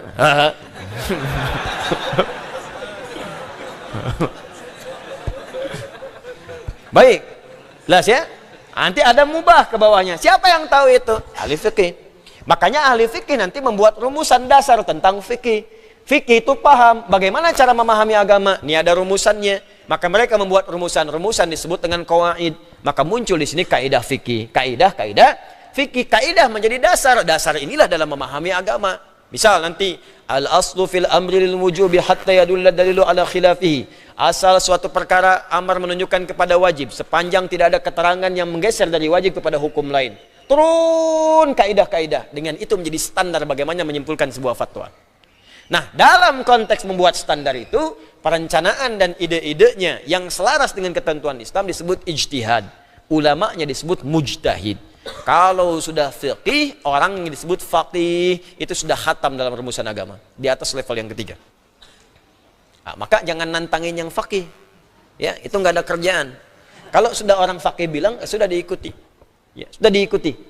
Nah, karena itu yang masuk kategori faqih ini nggak banyak Pak Ibu. Nggak banyak. Ya, seperti imam yang 4 itu faqih semua. Mereka alim dan faqih. Kalau faqih pasti alim. Karena itu Nabi menyebutkan kalau sudah mendapatkan fiqih, itu pasti orang baik itu. Ada di Al-Bukhari nomor hadis 71 dari Muawiyah bin Abi Sufyan radhiyallahu taala anhu di Kitabul Ilmi, kitab yang ketiga. Badul Wahyi, Kitabul Iman, Kitabul Ilmi. Man yuridillahu bihi khaira yufaqihu fid din. Siapapun yang diinginkan oleh Allah menjadi orang yang baik, termasuk baik dalam kalangan manusia, maka jalan terbaiknya salah satunya adalah dijadikan dia fiqih dalam urusan agama. Faqih. Dimengerti betul sampai ke ganggangnya, sampai ke celah-celahnya, sampai ke rumusan hukumnya. Jamaknya disebut fuqaha. Jelas? Kalau fuqaha, fiqih, faqih, atau bahkan alim, diberikan kewenangan kemudian oleh, misal, pemerintah setempat dalam hukum Islam dan seterusnya untuk memberikan sebuah pandangan dan dilegalisasi sebuah kemestian bagi masyarakat menunaikannya, maka berubah namanya dari faqih, fuqaha menjadi qadhi. Jelas? Qadhi. Kadang disebut dengan hakim yang keputusannya dilegalkan secara administratif harus dilakukan. Kalau dilarang, maka dapat hukuman dari konteks administratif kenegaraan. Itu qadhi. Jelas sampai sini? Baik. Nah sekarang, ini belum selesai. Di buku ini tertulis apa? Ya, kita baru satu kata ini. Ya, satu kata hampir 2 jam ini. Ya. Ngaji dengan saya sabar Anda. Jadi maksud saya gini, terapannya kan banyak ini. Sekarang antum lihat yang di TV-TV misalnya kan tayang. Itu masuk kategori yang mana? Hah? Yang di masyarakat mengajar masuk kategori mana? Jadi kalau mau tanya hukum, antum mengerti kepada siapa mesti bertanya. Jangan tanya pada rumput yang bergoyang. Ikhtalafal fuqaha'u. Para ahli fiqih di sini berbeda pendapat mereka dan kecenderungan mereka fi qiraatil basmalati fis salati ala aqwalin adidah. Mengenai praktek bacaan bismillahirrahmanirrahim yang dibacakan dalam salat kepada beberapa pendapat berikut. Pendapat ini bukan pendapat pribadi karena mereka tadi mengerti rumusan hukum. Ini pendapat-pendapat yang disampaikan pada kita berdasar keterangan atau isyarat dari Rasulullah SAW. Terbaca dari praktek Nabi begini, maka diantara mereka ada yang pilih A, ada yang pilih B, ada yang pilih C. Karena nggak mungkin mempraktekkan keseluruhannya. Karena beda-beda milihnya. Kalau beda kan berarti beda kan? Bahasa Arabnya ikhtalafa. Mereka beda menentukan si fulan A, si fulan B, si fulan C. Walaupun perbedaan ini menjadikan mereka mengetahui semua dasar dalilnya. Di mereka tahu pendapat si fulan A dasarnya ini, si B dasarnya ini, si C dasarnya ini. Cuman kan kalau mempraktekkan itu, boleh jadi setiap orang punya pilihan. Apalagi yang tahu dasar di sini. Anda mau ke Bandung bisa lewat Cipularang, bisa lewat Puncak. Anda tuh mengerti betul di Puncak ada ini. Tapi yang satu mengatakan saya butuh lewat Cipularang karena ada keperluan tertentu. Maka Anda nggak bisa paksakan yang Puncak, ayo ke Cipularang. Saya nggak mau Puncak, Cipularang, Puncak, Pularang, Puncak. Ya udah pakai helikopter kita puterin dua-duanya misalnya. Nggak bisa. Mesti salah satu dipilihnya. Yang penting kan tujuannya ke Bandung juga. Paham sampai sini ya? Tapi ada kondisi-kondisi yang bagi sementara orang memang pengen ke Cipularang, yang satu pengen ke Puncak. Paham? Kalau sudah mengerti dasarnya, mari kita lihat hukumnya. Baik, kenapa saya sampaikan ini duluan? Supaya kita tuh sadar diri. Sampai alim aja belum nyampe. Terus pengen nyalahin fakih gitu. Kebayang nggak? Orang sekarang ada yang nilai Imam Syafi'i. Imam Syafi'i kan bukan Nabi. Bisa aja salah ya. Kalau beliau salah apalagi ente, Cepi. Anda pilih Umar apa Nabi? Bagaimana Umar bisa bertentangan dengan Nabi? Umar sejaman dengan Nabi. Ya kan? Umar mertuanya Nabi, hidup dengan Nabi, dikubur di samping Nabi, dan memelihara amanat Nabi. Disebut masuk surga tanpa hisab. Ente sahabat bukan, mertua bukan, menantu bukan. Dikubur aja masih belum jelas di mana. Bisa mempertentangkan Umar dengan Nabi. Jangan begitu cara berpikirnya. Nanti ada beberapa kaidah. Setelah kita tuntas ini, saya ajarkan insya Allah. Share, maaf, tidak bermaksud mengajarkan, hanya men-share saja. Kaidah-kaidah mempelajari fikih itu seperti apa? Ada kaidahnya. Nah, kenapa saya penting sampaikan? Karena sekarang banyak kaidah baru yang nggak dikenal dalam kitab-kitab otoritatif. Ya, banyak nanti kita akan lihat satu-satu. Untuk dipelajari, bukan untuk diperdebatkan. Saya tidak mengajarkan Anda untuk berdebat. Saya tidak mengajari Anda untuk memberikan peluru untuk mendebat orang lain. Kalau Anda belajar dengan saya hanya untuk pandai berdebat, saya tidak mengakui Anda murid saya. Kita belajar untuk memperbaiki diri. Perbaiki diri, dekatkan dengan Allah, share dengan yang lain. Diterima, alhamdulillah. Kalau tidak, tak apa-apa. Kita berdoa dalam kebaikan. Itu yang paling bagus sehingga membuat diri kita lebih tenang. 1. Fadhahaba Malikun rahimahullahu ila man'i qira'atiha fi salatil maktubah. Pertama, Al-Imam Malik. Malik bin Anas, saya sudah terangkan dari nasabnya, dari lahirnya, dari pendidikan beliau sampai beliau wafat. Masih ingat pendapat beliau tentang Bismillahirrahmanirrahim dibaca tidak?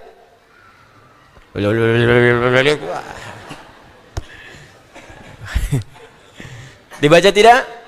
Tidak, kan? Karena beliau mengambil hadis-hadis awal yang menyantumkan langsung alhamdulillahirabbil alamin, maka concern beliau ke hadis-hadis ini. Sehingga beliau berpendapat saya praktekkan yang hadis-hadis awal. Jadi tidak membaca bismillahirrahmanirrahim termasuk dalam bacaan Al-Fatihah di salat fardu.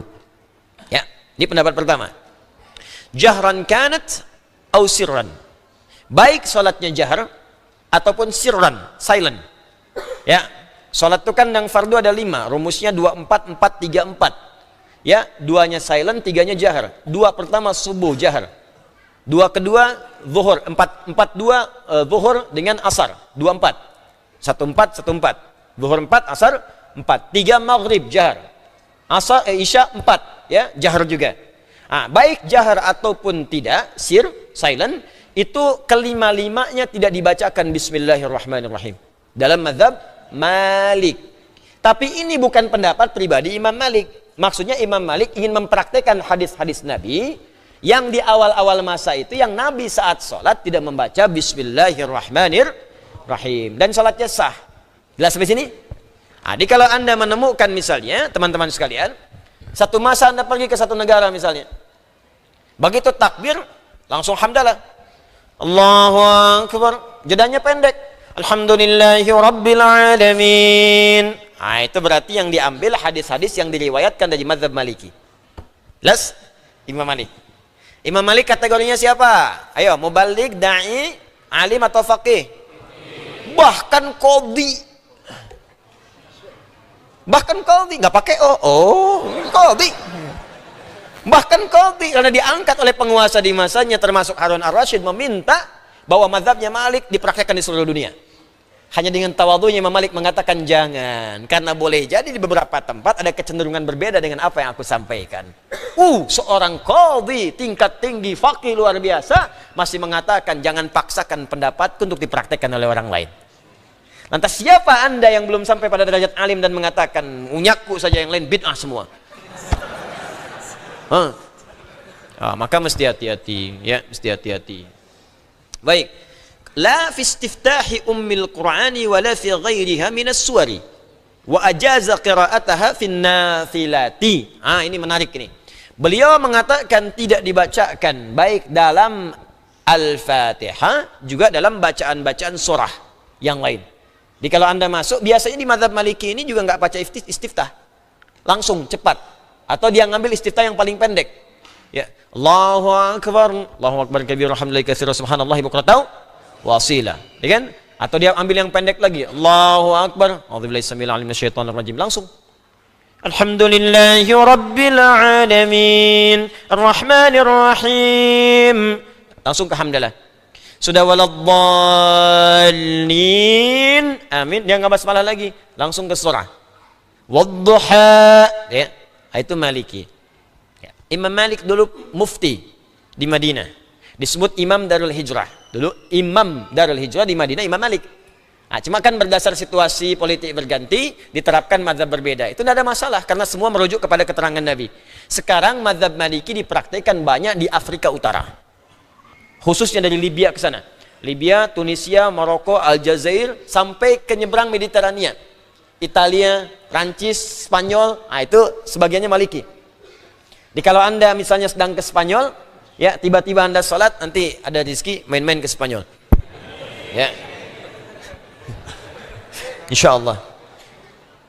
Anda makmum misalnya, ya, karena jadi imam kayaknya nggak mungkin ya. Terus imamnya sholat, ya, mimpin Anda. Allahu Akbar. Fikih Maliki tangannya nggak di sini, umumnya di bawah sini, mursal. Ya. Jadi nggak semua yang di sini itu Syiah. Tidak semua yang di sini Syiah. Hati-hati, Syiah nanti kelihatan saat sujud atau duduk di antara dua sujud. Ya, tepok ya. Atau ada apa di bawahnya misalnya batu atau apa, itu Syiah. Tapi kalau masih berdiri begini belum tentu. Ya, Allahu Akbar sedang sholat dan nggak usah diwawancara, Syiah ya. Syiah katanya. Sedang sholat, tangan begini. Jelas? Ini yang pertama. Itu tanda awal tuh pasti Maliki. Terus udah begini. Yang kedua tandanya, baru dia takbir, Allahu Akbar, sholat jahar, langsung tiba-tiba dengan jeda yang tak lampau lama, hamdalah. Alhamdulillahi Rabbil Alamin. Maliki. Nah, kalau menemukannya yang seperti itu berarti mengambil hadis-hadis yang periode awal. Jelas, yang Nabi pun masih praktekkan ketika beliau memimpin sholat. Itu yang menjadikan Abu Hurairah, termasuk Anas bin Malik, pernah meriwayatkan hadis, "Shallaitu khalfa Rasulillahi sallallahu alaihi wasallam, ya wa Abu Bakr wa Umar wa Utsman wa Ali, ya fastaftahu bilhamdulillahi rabbil alamin." Saya pernah sholat di belakang Rasulullah, Abu Bakar, Umar, Utsman, Ali, ya rata-rata semua membaca alhamdulillahi rabbil alamin. Jelas sampai sini? Baik, dalam kondisi itu yang dipraktikkan Imam Malik. Jadi kalau dalam salat fardu nggak dibaca bismillahirrahmanirrahim, kecuali beliau toleran dalam nafilah. Nafilah. Apa itu salat nafilah? Selain salat fardu, namanya nafilah. Hukumnya sunnah. Ya, jadi nama salatnya bukan sunnah, nama salatnya. Sunnah itu hukumnya. Nama salatnya nafilah. Jamaknya nawafil. Contoh, kalau malam itu ada salat selain salat fardu, salat apa? Tahajud. Tahajud disebut nafilah. Buka Quran surah ke-17 ayat 79. Quran surah 17 Al-Isra ayat 79. Paling kiri agak sedikit ke tengah. Sudah? Wa minal laili fatahajjad bihi nafilatan lak. Wa minal laili, dan dari sebagian malam, minnya li tab'id, ingat bukan istighraq, minnya min li tab'id. At-tab'id menunjuk pada sebagian, bukan semua malam. Jadi kata Al-Quran, kalau pengen tahajud jangan begadang. Awas, jangan begadang. Awas ya, kalau pengen tahajud jangan begadang. Jangan begadang kecuali ada perlunya. Ya. Betul. Kalau ada keperluan silahkan. Malam Anda sholat maka disebut qiyamul lail namanya. Jadi kalau qiyamul lail itu nama umum. Bisa mencakup tahajud, bisa bukan. Jadi kalau Anda malamnya nggak tidur kemudian malamnya sholat, masuk kategori qiyamul lail. Atau Anda terlampau lelah, capek saya, kayaknya sulit bangun malam, maka diajarkanlah oleh Nabi sebelum tidur sholat dulu. Ya, setelah sholat isya, sholat sunnah, sholat lagi. Nah, itu masuk kategori qiyamul lail. Bangun silahkan di antara sebagian malamnya. Setelah itu istirahat, tutup dengan witir. Itu yang hadis mengatakan sebelum tidur sholat witir dulu. Nutup yang itu. Kalau ternyata bangun lagi malamnya, silahkan buka lagi amalan sholat yang baru, dimulai dengan tahajud. Paham di sini? Jadi kalau ingin tahajud tidur dulu. Karena itu disebut tahajud dari kata hajada. Hajada. Ha, jim dal besar, hajada. Apa itu hajada? Hajada itu aktivitas yang dikerjakan setelah istirahat, setelah tidur. Jadi kalau Anda bangkit di malam setelah tidur, walaupun tidur 5 menit, 10 menit, 15 menit, bangkit Anda, bangkit dari tidur, maka disebut hajada. Kalau berusaha untuk bangkit malamnya, untuk bangun malamnya setelah tidur, berusaha bisa bangun, maka tambahkan ta di depannya. Di kaidah ilmu sharaf. Tapi kalau perbuatan itu tidak mudah dan belum tentu bisa dikerjakan di awal-awal saat Anda menginginkannya, maka ada kata syiddah, tantangannya tak mudah, butuh motivasi 2 kali lipat. Maka tambahkan tasydid sebelum huruf akhirnya. Tahajjud. Sifatnya disebut dengan tahajud. Di ketika Al-Quran menyebutkan fatahajjad, menunjuk pada pekerjaannya. Saking pentingnya tahajud ini sampai Quran mengatakan begini. Cara menerjemahkannya lihat. Wa minal laili, tidur dulu kalau pengen bangun malam. Sebagian malam aja, nggak usah semua, kata Allah. Fatahajjad, fa-nya cepat. Biasanya kalau di dalam ibadah diperintahkan cepat, ada yang sangat istimewa yang tidak ditemukan di ibadah lain. Makanya saya sering katakan harfu atfin rabitin baina syai'aini bila hudud. Huruf ataf, konjungsi di antara 2 peristiwa yang menyebutkan sesuatu kalau diminta dengan cepat, ada sesuatu yang penting, beda dengan yang lain. Karena itu kata Allah, kalau engkau malamnya mampu bangun, segera bangun. Tapi itu tidak mudah, berusahalah bangun. Nih. Karena keistimewaannya beda. Saya pernah sampaikan di sesi yang lain, Anda bisa tahajud, Anda mendapatkan 4 keistimewaan yang tidak diberikan pada yang tidak tahajud, sekalipun sholat fardunya khusyuk. Anda sampai khusyuk salat isya sampai menangis, terseduh-seduh, karpet basah misalnya, sebagainya. Pokoknya Anda nangis ya. Bagus saat itu, mungkin terkabul doa, tapi nggak tahajud, nggak akan dapat yang 4 itu. Nggak dapat. Makanya berusaha. Karena itu kalau pengen bangun malamnya, usahakan maksimal ikhtiar kita. Dari ikhtiar itulah Allah nanti yang memberikan kepada hati kita kekuatan untuk bangkit di malam hari. Bisa lewat apa saja. Bisa mungkin jalannya mimpi pada yang tidak menyenangkan. Ya, tiba-tiba kaget terhadap sesuatu. Tiba-tiba mimpi terjun payung, ternyata turun dari kasur, gitu, empuk.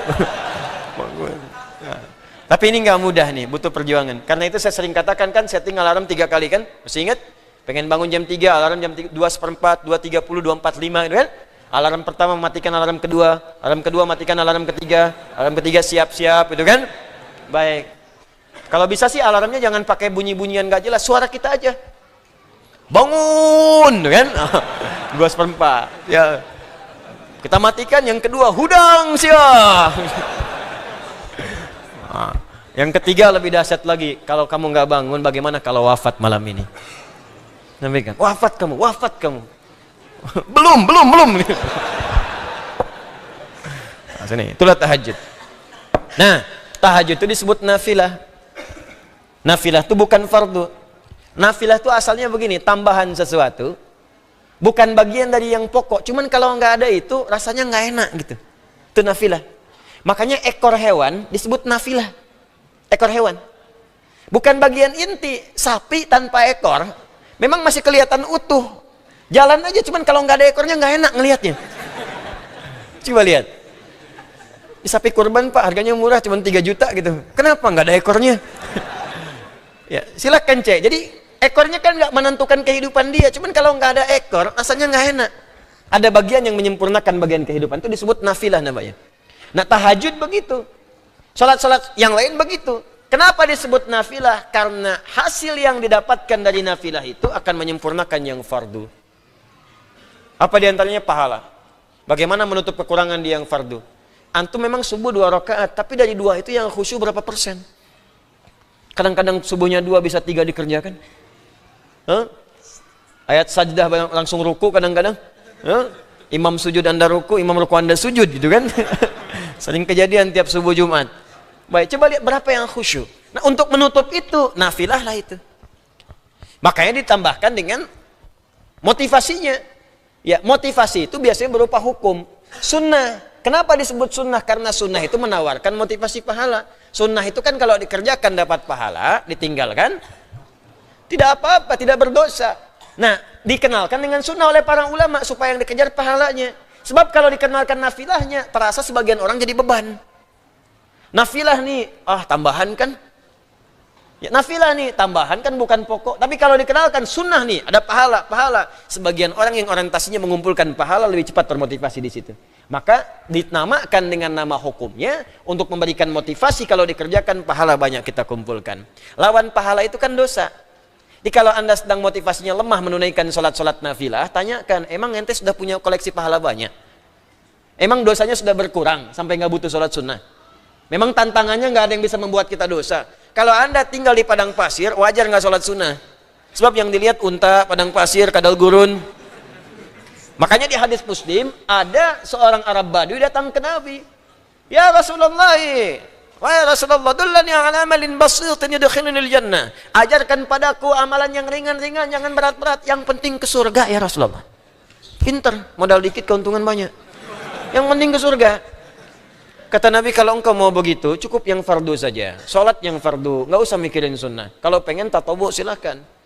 Puasa yang fardu, ila antatawu, kecuali engkau pengen puasa sunnah. Apa dia bilang? Ya Rasulullah, saya kerjakan yang fardu saja. Enggak, saya kerjakan yang sunnah. Dan saya akan komitmen menjauhi maksiat. Fantalaku pergi dia. Kata Nabi, aflahain sadaqah, dakhala jannah. Kalau benar dia, masuk surga. Benar itu apa? Kerjakan yang fardunya, kedua tinggalkan maksiat. Karena rumus dosa itu kan ngurangin pahala. Begitu maksiat, pahala diambil.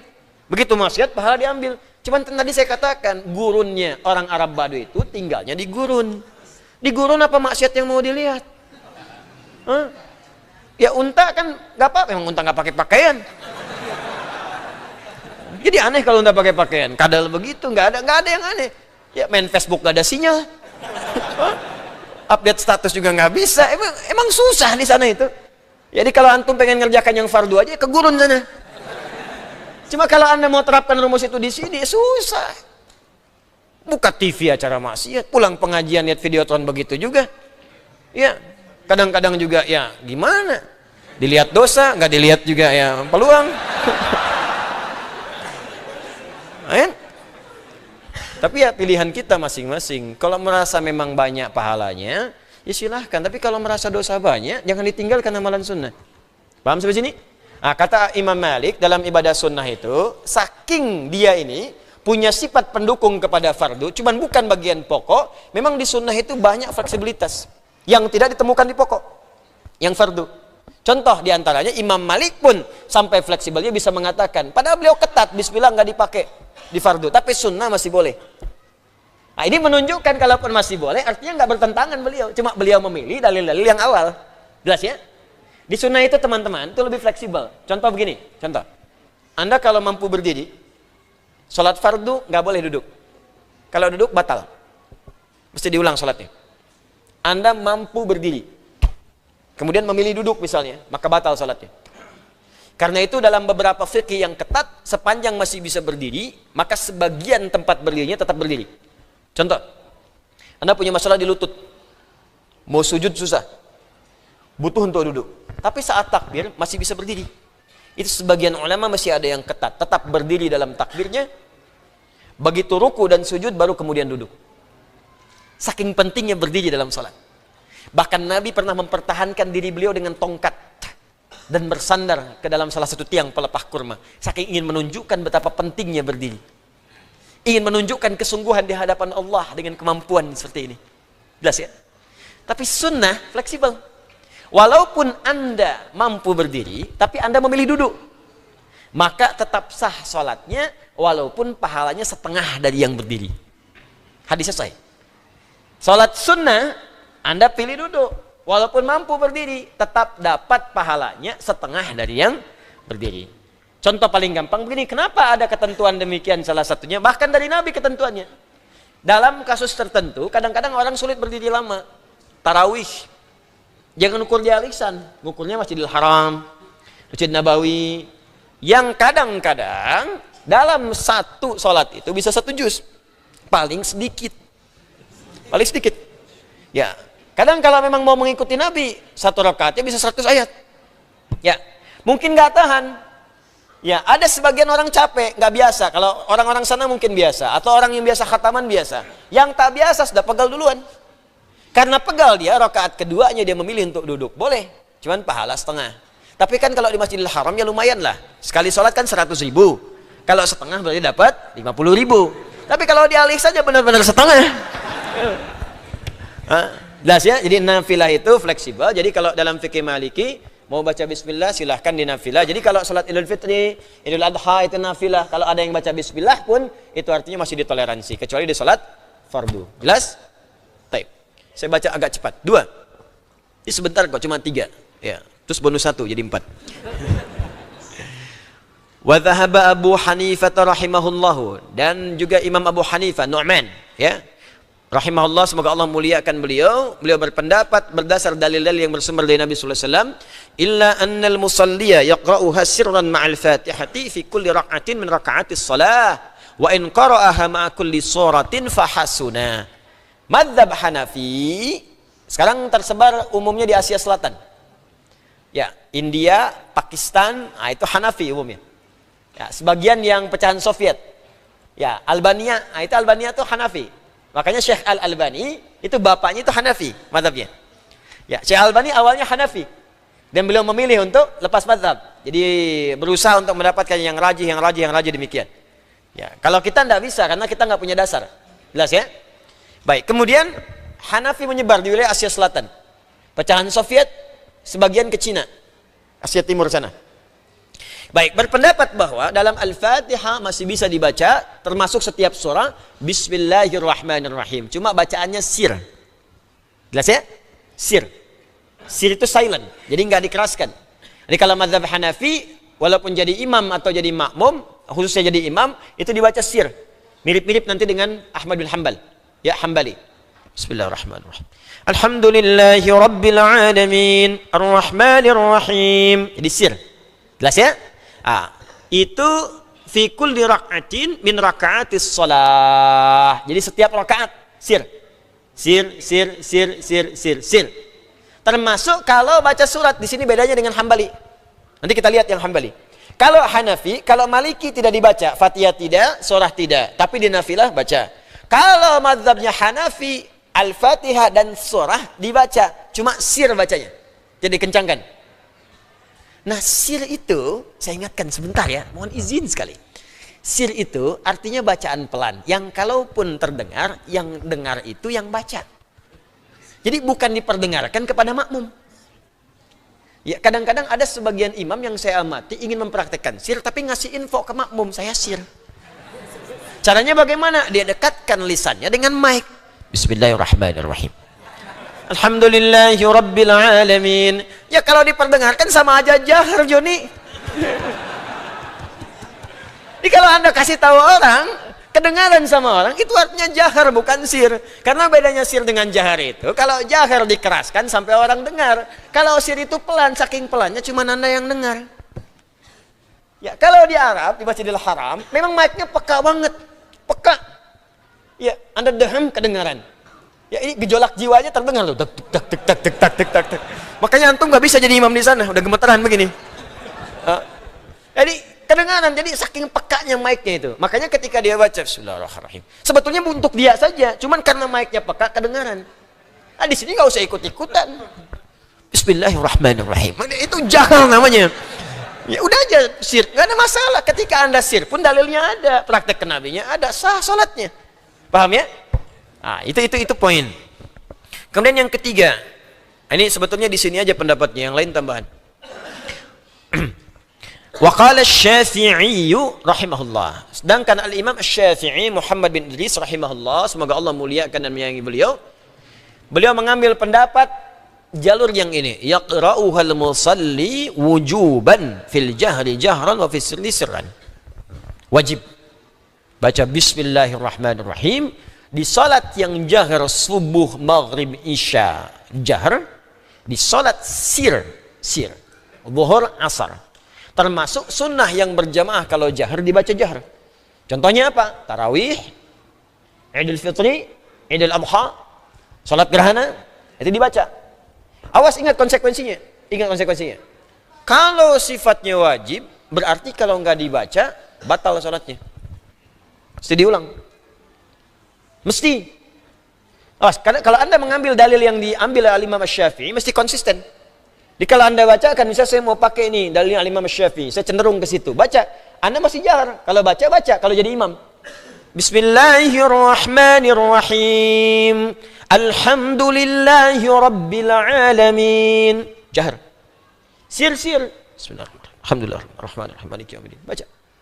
Itu wajib hukumnya. Jadi kalau Anda mazhabnya mengambil Asy-Syafi'i, tidak membaca dengan sengaja itu, bukan karena lupa atau yang lain, maka sholatnya diulang. Jelas? Termasuk kalau bermakmum di belakang imam, yang imamnya misalnya Maliki. Nggak baca dia, makmum tetap ketika membaca Al-Fatihah dimulai dengan Bismillah. Ya, dari fikih Syafi'i yang paling ketat. Jadi begitu imamnya selesai, ghairil maghdubi alaihim waladdallin. Selesai. Amin. Kan suka ada jeda. Maka memberi kesempatan pada makmum baca Al-Fatihah minimal 3 ayat. 3 ayat itu sudah bisa mewakili satu surah. Karena surah terpendek dalam Al-Quran cuma 3 ayat. Inna a'tainakal fasalli lirabbika wanhar. Inna syani'aka huwal abtar. Karena itu kata para fuqaha, kalau ada makmum cukup baca sampai ayat ketiga, Ar-Rahmanir-Rahim, atau kalau dari Hamdalah Maliki Yaumiddin, maka dicukupkan baginya bacaan Fatihah itu. Cukup. Paham? Nah, itu mazhab Asy-Syafi'i. Terakhir tambahan, waqala Ahmad bin Hanbal radhiyallahu anhu. Sedangkan Imam Ahmad bin Hanbal, semoga Allah muliakan beliau, beliau mengambil jalur yaqra'uha sirran wa la yusannul jahru biha. Dibaca. Cuma bacanya sir. Mirip-mirip dengan Al-Imam Abu Hanifah. Jelas ya? Dan tidak dijaharkan dalam setiap situasi. Jadi sir. Nah, ini di mana setiap tempat dia mempraktekkan itu, atau negara ingin memudahkan masyarakatnya sehingga mengambil salah satu madhab, Misal di Saudi pakai Hambali, ya kan? Di India misalnya menggunakan Hanafi, ya, di Mesir Syria pakai Syafi'i misalnya, ya, Libya pakai Maliki untuk memudahkan. Karena ingin mengambil bagian memudahkan itu, silahkan dipraktekkan, nggak ada masalah. Maka jangan kaget kalau Anda ke Saudi sir, ya. Kalau Anda ke Libya nggak ada sama sekali. Kalau Anda ke Mesir digunakan jahr. Termasuk di Malaysia pakai Syafi'i. Kalau ke Malaysia Syafi'i. Nah, cuma saran saya begini, ini untuk bisa menerapkan toleransi dalam ibadah. Kalau datang ke tempat tertentu yang dia mayoritasnya menerapkan mazhab di situ, maka hormati mazhabnya. Saya pun begitu. Saya kalau ke Malaysia diminta jadi imam. Karena Malaysia Syafi'i, subuh saya kunut. Saya pimpin kunut. Ya. Kalau saya berada di lingkungan misalnya Hambali yang kunutnya nazilah, maka saya tidak kunut subuh. Nazilah saya kunut. Karena memang fikihnya mesti begitu. Kalau datang ke satu tempat, mayoritas di situ menganut misalnya mazhabnya A, maka Anda belajar mazhab itu, bukan membawa mazhab yang baru kemudian merubah yang di situ. Ya, cara berfikirnya mesti beda karena semua jalur mazhab itu bukan pendapat pribadi, semua dari Nabi, cuma untuk memudahkan menggunakan jalur yang demikian. Paham ya? Kalau paham semua ini, insya Allah memudahkan kita dalam ibadah karena kita mengerti itu yang disebut dengan fikih.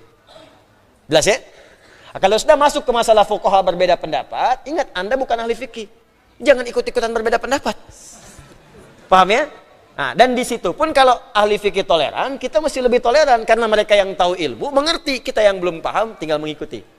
Jelas sampai sini? Baik. Penutupnya bonus supaya nanti pekan depan kita masuk kemudian langsung ke surah Al-Baqarah. Al-Baqarah. Hal yaqra'ul ma'mumu khalfal imam. Apakah makmum baca Al-Fatihah di belakang imam? Nah, ini bagian terakhir yang kadang sering ditanyakan. Saya baca cepat saja ya. Insyaallah.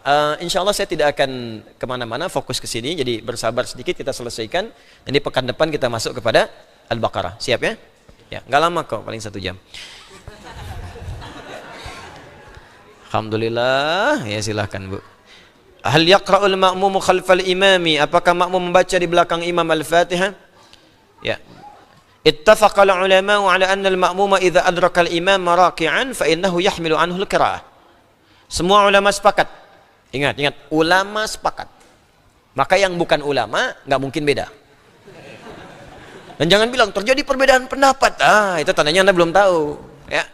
Semua ulama sepakat bahwa jika seorang makmum mendapatkan imamnya ruku', takbir imam ruku', maka langsung saja makmumnya ikut ruku'. Dan bacaan imam sudah mengcover bacaannya makmum. Jadi nggak usah baca Al-Fatihah di sini. Ya langsung, begitu imam Anda dapatkan misalnya imam ruku', Allahu Akbar, ruku', subuh nih. Anda pas datang di situ langsung takbir, Allahu Akbar, ruku'. Jadi nggak baca Al-Fatihah lagi. Langsung ikut ruku, dan di situ Anda sudah mendapatkan 1 rakaat. Karena ruku disebut ruku seakar dengan kata rakaat. Rakaatun. Rak'ah. Dari sini muncul kata ruku. Jadi kalau sudah mendapati imamnya ruku, dapat 1 rakaat. Awas. Ini sering dapat di masyarakat praktek yang agak beda. Bedanya apa? Ulama sepakat, dia beda sendiri. Kata ulama berdasar hadis Nabi SAW sahih. Innama ju'ilal imamu liyutamma bihi fa qiraatul imamu qiraatul ma'mum. Adapun imam dijadikan untuk diikuti. Ingat, ikut. Imam ruku Anda ruku, imam sujud Anda sujud. Jangan imam sujud Anda masih i'tidal. Imam ruku Anda sujud. Awas. Jadi begitu imamnya ruku, Anda ikut ruku. Fa qiraatul imam qiraatul ma'mum. Dalam kondisi itu, maka bacaan imam sudah mengcover bacaan makmum. Jadi kalau tak baca Al-Fatihah pun gak ada masalah. Karena tak terkejar itu, maka bacaan imam mengcover Anda, cuma Anda ikut ruku, langsung dapat 1 rakaat. Jadi kalau subuh besok misalnya, qadarullah Anda datang karena kondisi tertentu, langsung imam pas ruku, ikut ruku, rakaat pertama. Dan kalau imam salam, ikut salam karena sudah dapat 2 rakaat. Jadi jangan nambah rakaat lagi. Kecuali kalau nggak dapat ruku. Setelah fase ruku, bukan sebelum. Misal imam sudah i'tidal, maka langsung i'tidal, cuma tambah 1 rakaat. Jelas? Jadi batasannya apa? Ruku. Tapi jangan coba-coba nunggu imam ruku.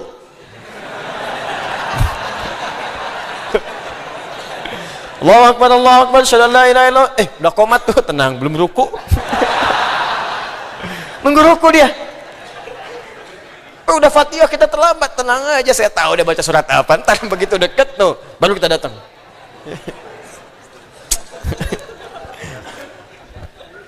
Fansurna 'alal qaumil kafirin. Ini waktunya. Oh, astagfirullah, astagfirullah, sudah ruku ya. Allahu Akbar, ruku. Itu dosa. Paham ya? Ini ittafaqal ulama. Liijma'ihim 'ala suqutil qira'atu anhu bi ruku'il imam, karena mereka ijma'. Jadi ulama sudah ijma' semua. Ijma' itu sepakat semua ulama. Enggak ada beda. Ini tinggal pengetahuan saja. Jadi jangan pakai perasaan, pakai dalil kalau ibadah. Jadi kalau imamnya ruku, rakaat pertama subuh, dapat 1 rakaat tidak? Dapat, langsung diikuti. Jadi takbir langsung ruku.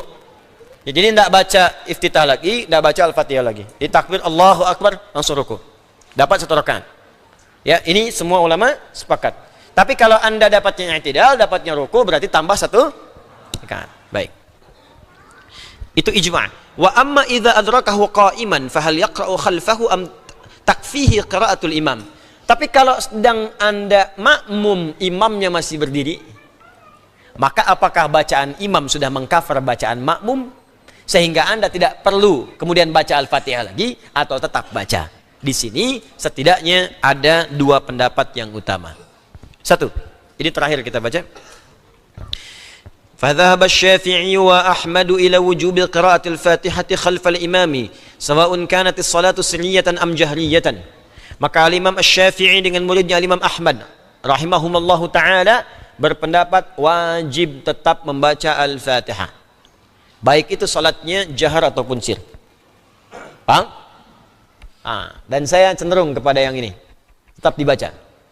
Ya, saya pribadi cenderung kepada yang ini tetap dibaca. Jadi kalau nanti kita salat bermakmum di belakang imam, imam takbir, kita ikut takbir. Ya, kemudian dalam salat sir ataupun jahar tetap dibaca. Kalau sir nggak ada masalah karena kita tinggal baca. Jahar yang bermasalah biasanya. Ya, bermasalahnya apa? Kapan bacanya? Apakah ikut imam setiap kalimat ayatnya? Bismillahirrahmanirrahim. Alhamdulillahi rabbil alamin. Alhamdulillah. Jedaknya atau selawatdallin. Waladdallin. Selesai, amin kita baca. Nah, itu bergantung kepada fikih imamnya. Makanya nanti imam itu perlu belajar fikih imam. Imam tidak cukup hafal Quran saja. Kalau tidak tahu fikih sholat bahaya. Nanti satu saat belajarlah kita ya. Kami ajarkan bagi beberapa yang ikut karantina untuk jadi imam. Nanti kita buka insya Allah kelas untuk imam, untuk khatib supaya belajar. Karena yang laki-laki itu pasti jadi imam. Pasti jadi imam itu.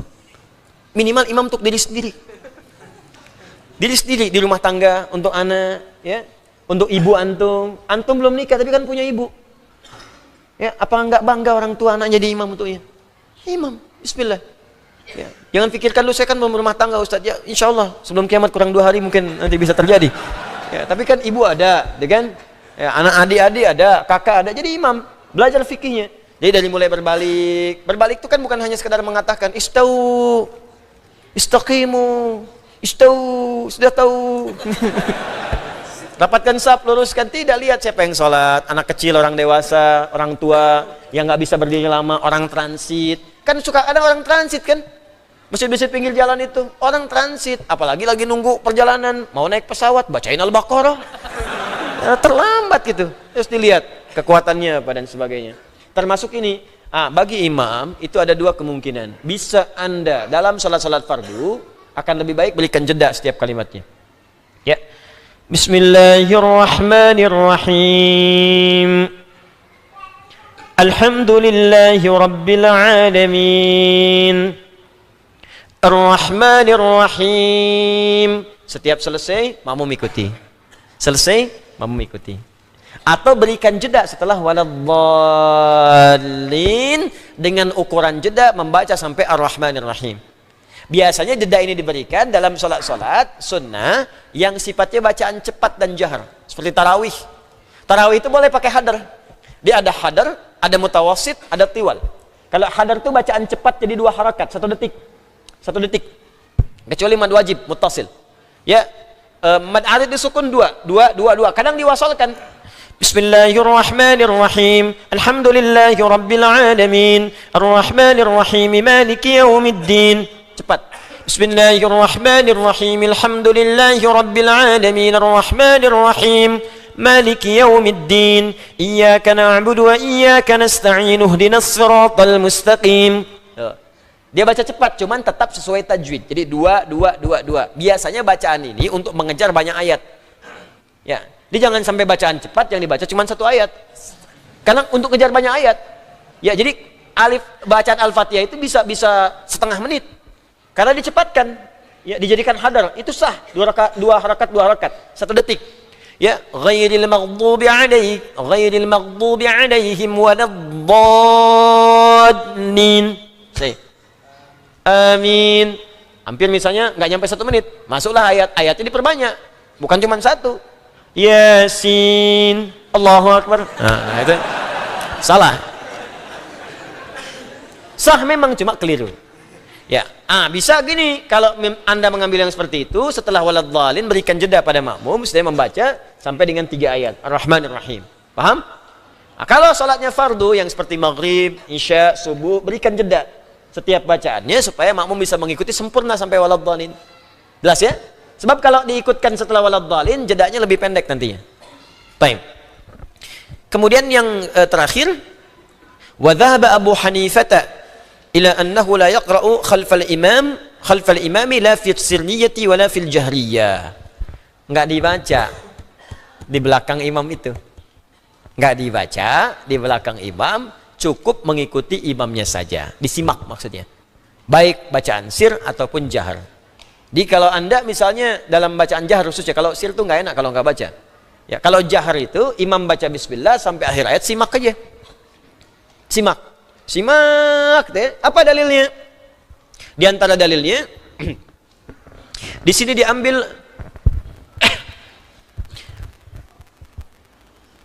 istadalla Syafi'iyyah wal Hanabilah bil hadits al-mutaqaddam wa huwa qaulu ta'ala la salata liman lam yaqra bi Fatihatil kitab. Nah, adapun teman-teman sekalian, Al-Imam Syafi'i, Imam Ahmad bin Hanbal menggunakan dalil jika kita di belakang imam tetap baca Al-Fatihah dengan hadis Nabi sallallahu alaihi wasallam, la salata liman lam yaqra bi Fatihatil kitab. La salata, la-nya bisa menjadi nafyi bahkan naqsi. Nafyi itu ditolak, enggak sah. Jadi kalau sengaja enggak baca Al-Fatihah, itu enggak sah, mesti diulang. Paham? Ya, mesti ikut. Sedangkan Abu Hanifah, wa ammal imamu Abu Hanifah faqad mana'a min al-qira'ati khalfal imami mutlaqan amalan bil ayatil karimah wa idza quri'al qur'anu fastami'u lahu. Al-A'raf ayat 204. Sedangkan Imam Abu Hanifah mengatakan jangan baca baik Al-Fatihah ataupun surat. Karena apa? Karena ada dalil dalam Al-Qur'an surah ke-7 ayat 204, jika dibacakan Al-Qur'an wa idza quri'al qur'anu fastami'u lahu wa ansitu. Kalau dibacakan, simak, dengarkan. Ya, simak aja, simak, ikuti kemana ayatnya, pahami dengan baik, ikut. Itu sudah masuk dalam kategori mengikuti imam. Serta hadis Nabi, innama ju'ilal imamu liyutamma bihi fa qiraatul imam qiraatul ma'mum. Imam dijadikan untuk diikuti, maka bacaan imam sudah mengcover bacaan makmum. Maka jangan kaget kalau misalnya Anda sholat di mazhab Hanafi di India, di Pakistan, sebagian di Cina atau pecahan Soviet, itu makmumnya diam aja, diam gitu. Ya, nggak kelihatan qomat kamit misalnya kan, nggak kelihatan bergerak. Ya salah Anda juga, ngapain ngeliatin orang kan? Baik. Terus dia diam, terus ruku sujud terus salam. Itu cuma bacaan surat, sedangkan bacaan doa tetap baca. Jadi bukan diam semua. Allahu Akbar. Tidak. Salat bukan pantomin, ya. Jadi kalau doa tetap baca. Doa baca, takbir baca, cuma saat Fatihah dengan surah dia menyimak karena ada ayat khusus tentang itu. Dua-duanya itu tersambung dengan dalil-dalil yang kuat yang dipahami setiap yang condong kepadanya. Cuma kalau Anda tanya saya, Ustadz ngamalkan yang mana? Saya ngamalkan pendapat yang pertama, yaitu tetap membaca surah Al-Fatihah di belakang imam. Paham? Nah, cukup dulu sampai di sini dan selesai memang bacaan kita sampai di sini. Jadi kita selesai tentang Al-Fatihah, ya. Sebetulnya ada satu tambahan bab bonus Al-Fatihah itu tentang bagaimana Al-Fatihah bisa digunakan sebagai ruqyah. Ya. Cuma nantilah kalau kita waktunya ada cukup, misalnya kita tambahkan sedikit baru masuk Al-Baqarah. Ya, Al-Baqarah nanti kita bahas di pertemuan berikutnya. Nanti saya share kembali di Adidayat Official, baik di Instagram ataupun di YouTube, karena saya mendapat undangan dari Majelis Ulama Indonesia untuk menghadiri konferensi umat Islam Indonesia, ya, KUII di Pangkal Pinang di Bangka Belitung. Waktunya pekan depan. Ini kan urusan umat Islam, dari mulai Rabu sampai Sabtu, 26 sampai 29 Februari. Nah, ini nanti saya akan melihat, kalau memang saya mengikuti sampai akhir misalnya, maka nanti tayangan AKS-nya akan berlangsung dari sana ke tempat lain, jadi tetap bisa diakses. Ya, mungkin saya akan mengajak ulama-ulama yang lain, jadi bareng-bareng kan kumpul tuh dari Majelis Ulama juga. Tapi kalau misalnya ada kondisi tertentu, maka tetap di sini. Ya, nanti Anda lihat saja dulu di Instagramnya atau di pengumuman Adidayat Official, nanti akan hadir di situ. Yang kedua, ini sangat penting, sangat penting. Anda yang telah terdaftar di sekolah UAH, usahakan Al-Quran hafal, maka nanti akan dimulai kuliah pertama tanggal 29 ini. Maka saya sarankan, formulir yang sudah didapatkan, tolong segera dikonfirmasi ke panitia. Karena sekarang sedang diverifikasi. Nanti akan dihubungi panitia, tempatnya nanti akan dihubungi, karena ini terbatas. Kalau Anda belum masuk di situ, saya sudah siapkan, bahkan saya sudah menulis buku, bukunya sudah dicetak, sudah siap semua. Insyaallah, catat tanggalnya. Tanggal 22 Maret. Berapa? 22 Maret. Tempatnya belum ditentukan. Nanti dikabari. Ya, tanggalnya 22 Maret, tapi sekitaran Jakarta, dekat sini. Akan diajarkan proses taklim terbuka untuk menghafal Quran khusus di bulan Ramadan.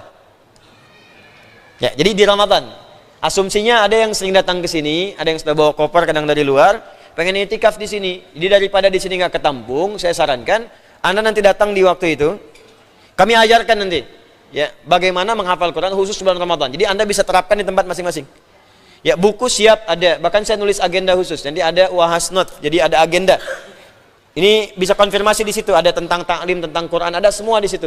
Dia ada yang sering pengen ketemu, pengen nanya, pengen apa, itu ada kontaknya di situ semua. Semua ada di situ, agenda juga ada di situ, kegiatan ada di situ, Anda bisa akses di situ. Insya Allah kalau agenda ini mungkin baru akhir bulan sebagian selesai. Tapi kalau buku yang tadi sudah selesai semua, dibagikan nanti pada saat tanggal 22. Yang ketiga, teman-teman, saya ingin mengajak, saya akan menyiapkan Ramadan sebelum Ramadan. Di saat Ramadan bisa fokus ibadah. Ya, nanti saya siapkan beberapa buku, mudah-mudahan ketika Ramadan saya bagikan tuh. Ya, bagikan, Anda bisa akses. Jadi kalau Anda ingin ikutan nanti untuk wakaf di buku, masuk ke bagian buku nanti. Silakan, nanti kita perbanyak, kita tinggal bagikan. Ta'lim di Ramadan kemungkinan saya tidak akan mengisi. Kecuali i'tikaf saja mungkin. Ya, karena nanti saya awalkan ta'limnya sebelum ke Ramadan. Karena Ramadan tuh ulama semua dari dulu tuh ibadah. Ya, jadi saya pengen tahun ini saya pengen fokus ibadah. Ya, pengen ibadah, pengen maksimalkan diri, pengen koreksi. Nanti beberapa pekan sebelum Ramadan saya pun sebarkan kepada catatan. Kalau Anda merasakan saya pernah punya salah, punya dosa, punya utang yang Anda rasakan, sampaikan pada saya supaya saya bisa koreksi, khususnya saya tangisi di bulan Ramadan, atau sekarang pun Anda sampaikan saya bisa koreksi kembali. Sehingga mudah-mudahan kita pun koreksi, saya mengoreksi diri jadi lebih baik lagi. Allahu a'lam, minimal kalau pulang kepada Allah nggak malu lah. Itu poinnya gitu. Jadi ada persiapan-persiapan yang kita siapkan. Terakhir, saya mau pesan kepada semuanya, jaga diri baik-baik dengan beramal soleh. Karena tantangan sekarang itu lebih berat dibandingkan tantangan-tantangan di masa lalu. Demi Allah saya katakan jaga diri, karena kita nggak tahu kapan kita pulang.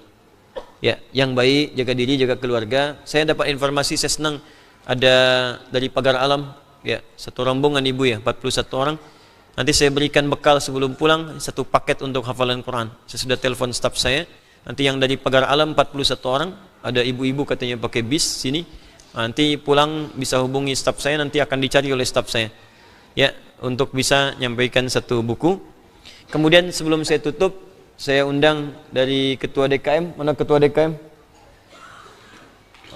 Ini ada ketua DKM. Alhamdulillah, Al-Ihsan sudah. Assalamualaikum warahmatullahi wabarakatuh. Mana Pak Saiful? Satu lagi. Baik, Al-Ihsan, alhamdulillah malam 2 malam kemarin ya sudah membuat struktur untuk bisa memaksimalkan potensi di masjid ini. Ya, jadi kita ingin mengucapkan terima kasih pertama ini ada ke Pak Saiful Anwar. Ini Pak Haji Saiful. Sebelah kanan kita yang sebelah pojok. Ini yang selama ini berkhidmat untuk masjid kurang lebih sudah 8 tahun Pak ya. Lebih ya kan, kurang lebih ya. Jadi kalau kurang dimaafkan, kalau lebih dipahami gitu ya. Baik, saya kesini alhamdulillah sebelum masjid jadi begini. Ini dari musola jadi masjid, jadi renovasi begini. Dan dapat penambahan juga renovasi yang ketiga. Jadi musola masjid ini jadi masjid yang besar di sana. Almarhum Pak Aqil, ya kita doakan bersama, dari beliau DKM pertama ketuanya dan sudah wafat mendahului kita. Itu sahabat saya juga, saya mendapati beliau dan orangnya sangat perhatian, sayang pada saya. Ya bahkan ketika saya disakiti itu dengan kata-kata dengan apa, sayanya tenang aja, beliau yang datang. Mana orangnya Ustaz? Kita datangi saja. Itu semangatnya luar biasa. Itu orang baik dan kalau ada orang ibadah di sini mudah-mudahan pahalanya mengalir untuk beliau. Ya. Ini Pak Saiful Anwar, beliau juga sudah berkhidmat banyak untuk kita dan alhamdulillah di 2 malam kemarin kita harus berganti supaya ada maksimalisasi dari mulai khidmat, dari mulai nanti merasakan bagaimana di masjid sehingga bisa berbagi satu dengan yang lainnya. Alhamdulillah tongkat estafetnya diserahkan kepada Bapak Amir ya. Jadi kita doakan baik Pak Saiful ataupun Pak Amir, yang pertama mudah-mudahan diberkahi oleh Allah semua hasil kerja keras beliau, diikhlaskan supaya tidak ada hal-hal yang bisa mengurangi pahala beliau. Oh ini saya nih, yang ini saya. Nah itu habis Pak Saiful ya. Nah itu satu. Dan Pak Amir dikuatkan. Jadi kita support sama-sama beliau nanti untuk memimpin kita. Dan ini alhamdulillah juga kita senang. Di komplek kita ada 3 komplek, ada Pondok Timur Mas, ada VJS, Villa Jakastia, kemudian ada Greenview. Semuanya bersatu dan alhamdulillah berkumpul di masjid. Ya, ini kemarin dari PTM, ini dari VJS, dan kalau sudah ke masjid nggak ada PTM, nggak ada VJS. Semuanya warga bersama, kita doakan kompak, kompleknya kompak, kitanya kompak, dan mudah-mudahan juga semua kegiatan di masjid ini berlangsung dengan nyaman insyaallah. Ya, saya minta doa saja itu. Baik Pak, tidak ada yang disampaikan? Tidak. Baik. Saya cuma mengenalkan saja. Nanti insya Allah setelah sertijab, mudah-mudahan pekan depan kita ada taklim, Bapak bisa membawa struktur-strukturnya untuk dikenalkan pada masyarakat. Jadi kalau antum mau komplain gampang. Ya, ini orangnya nih, ini urusan ini tenda bocor, langsung ke sini ya. Ini ke sini. Terima kasih Pak Jamir. Jazakallahu khair. Pak Saiful, terima kasih. Ya, dan dengan itu kita berakhir untuk taklim di malam ini. Semoga semuanya diberkahi oleh Allah Subhanahu wa taala. Tolong yang rapi, keluar yang tertib dan dapatkan hak masing-masing. Kalau sendal punya sendiri, pakai punya sendiri. Jangan pakai punya orang. Ya, motor, mobil semuanya. Syukran, insyaallah kita berjumpa kembali. Di pekan ini kemungkinan tidak ada ta'lim, tapi kalau ada nanti Anda bisa ikuti di Adi Hidayat Official. Subhanakallahumma bihamdika asyhadu an la ilaha illa anta astaghfiruka wa atubu ilaik. Wa akhiru da'wana alhamdulillahi rabbil alamin. Wal 'afwu minkum. Assalamualaikum warahmatullahi wabarakatuh.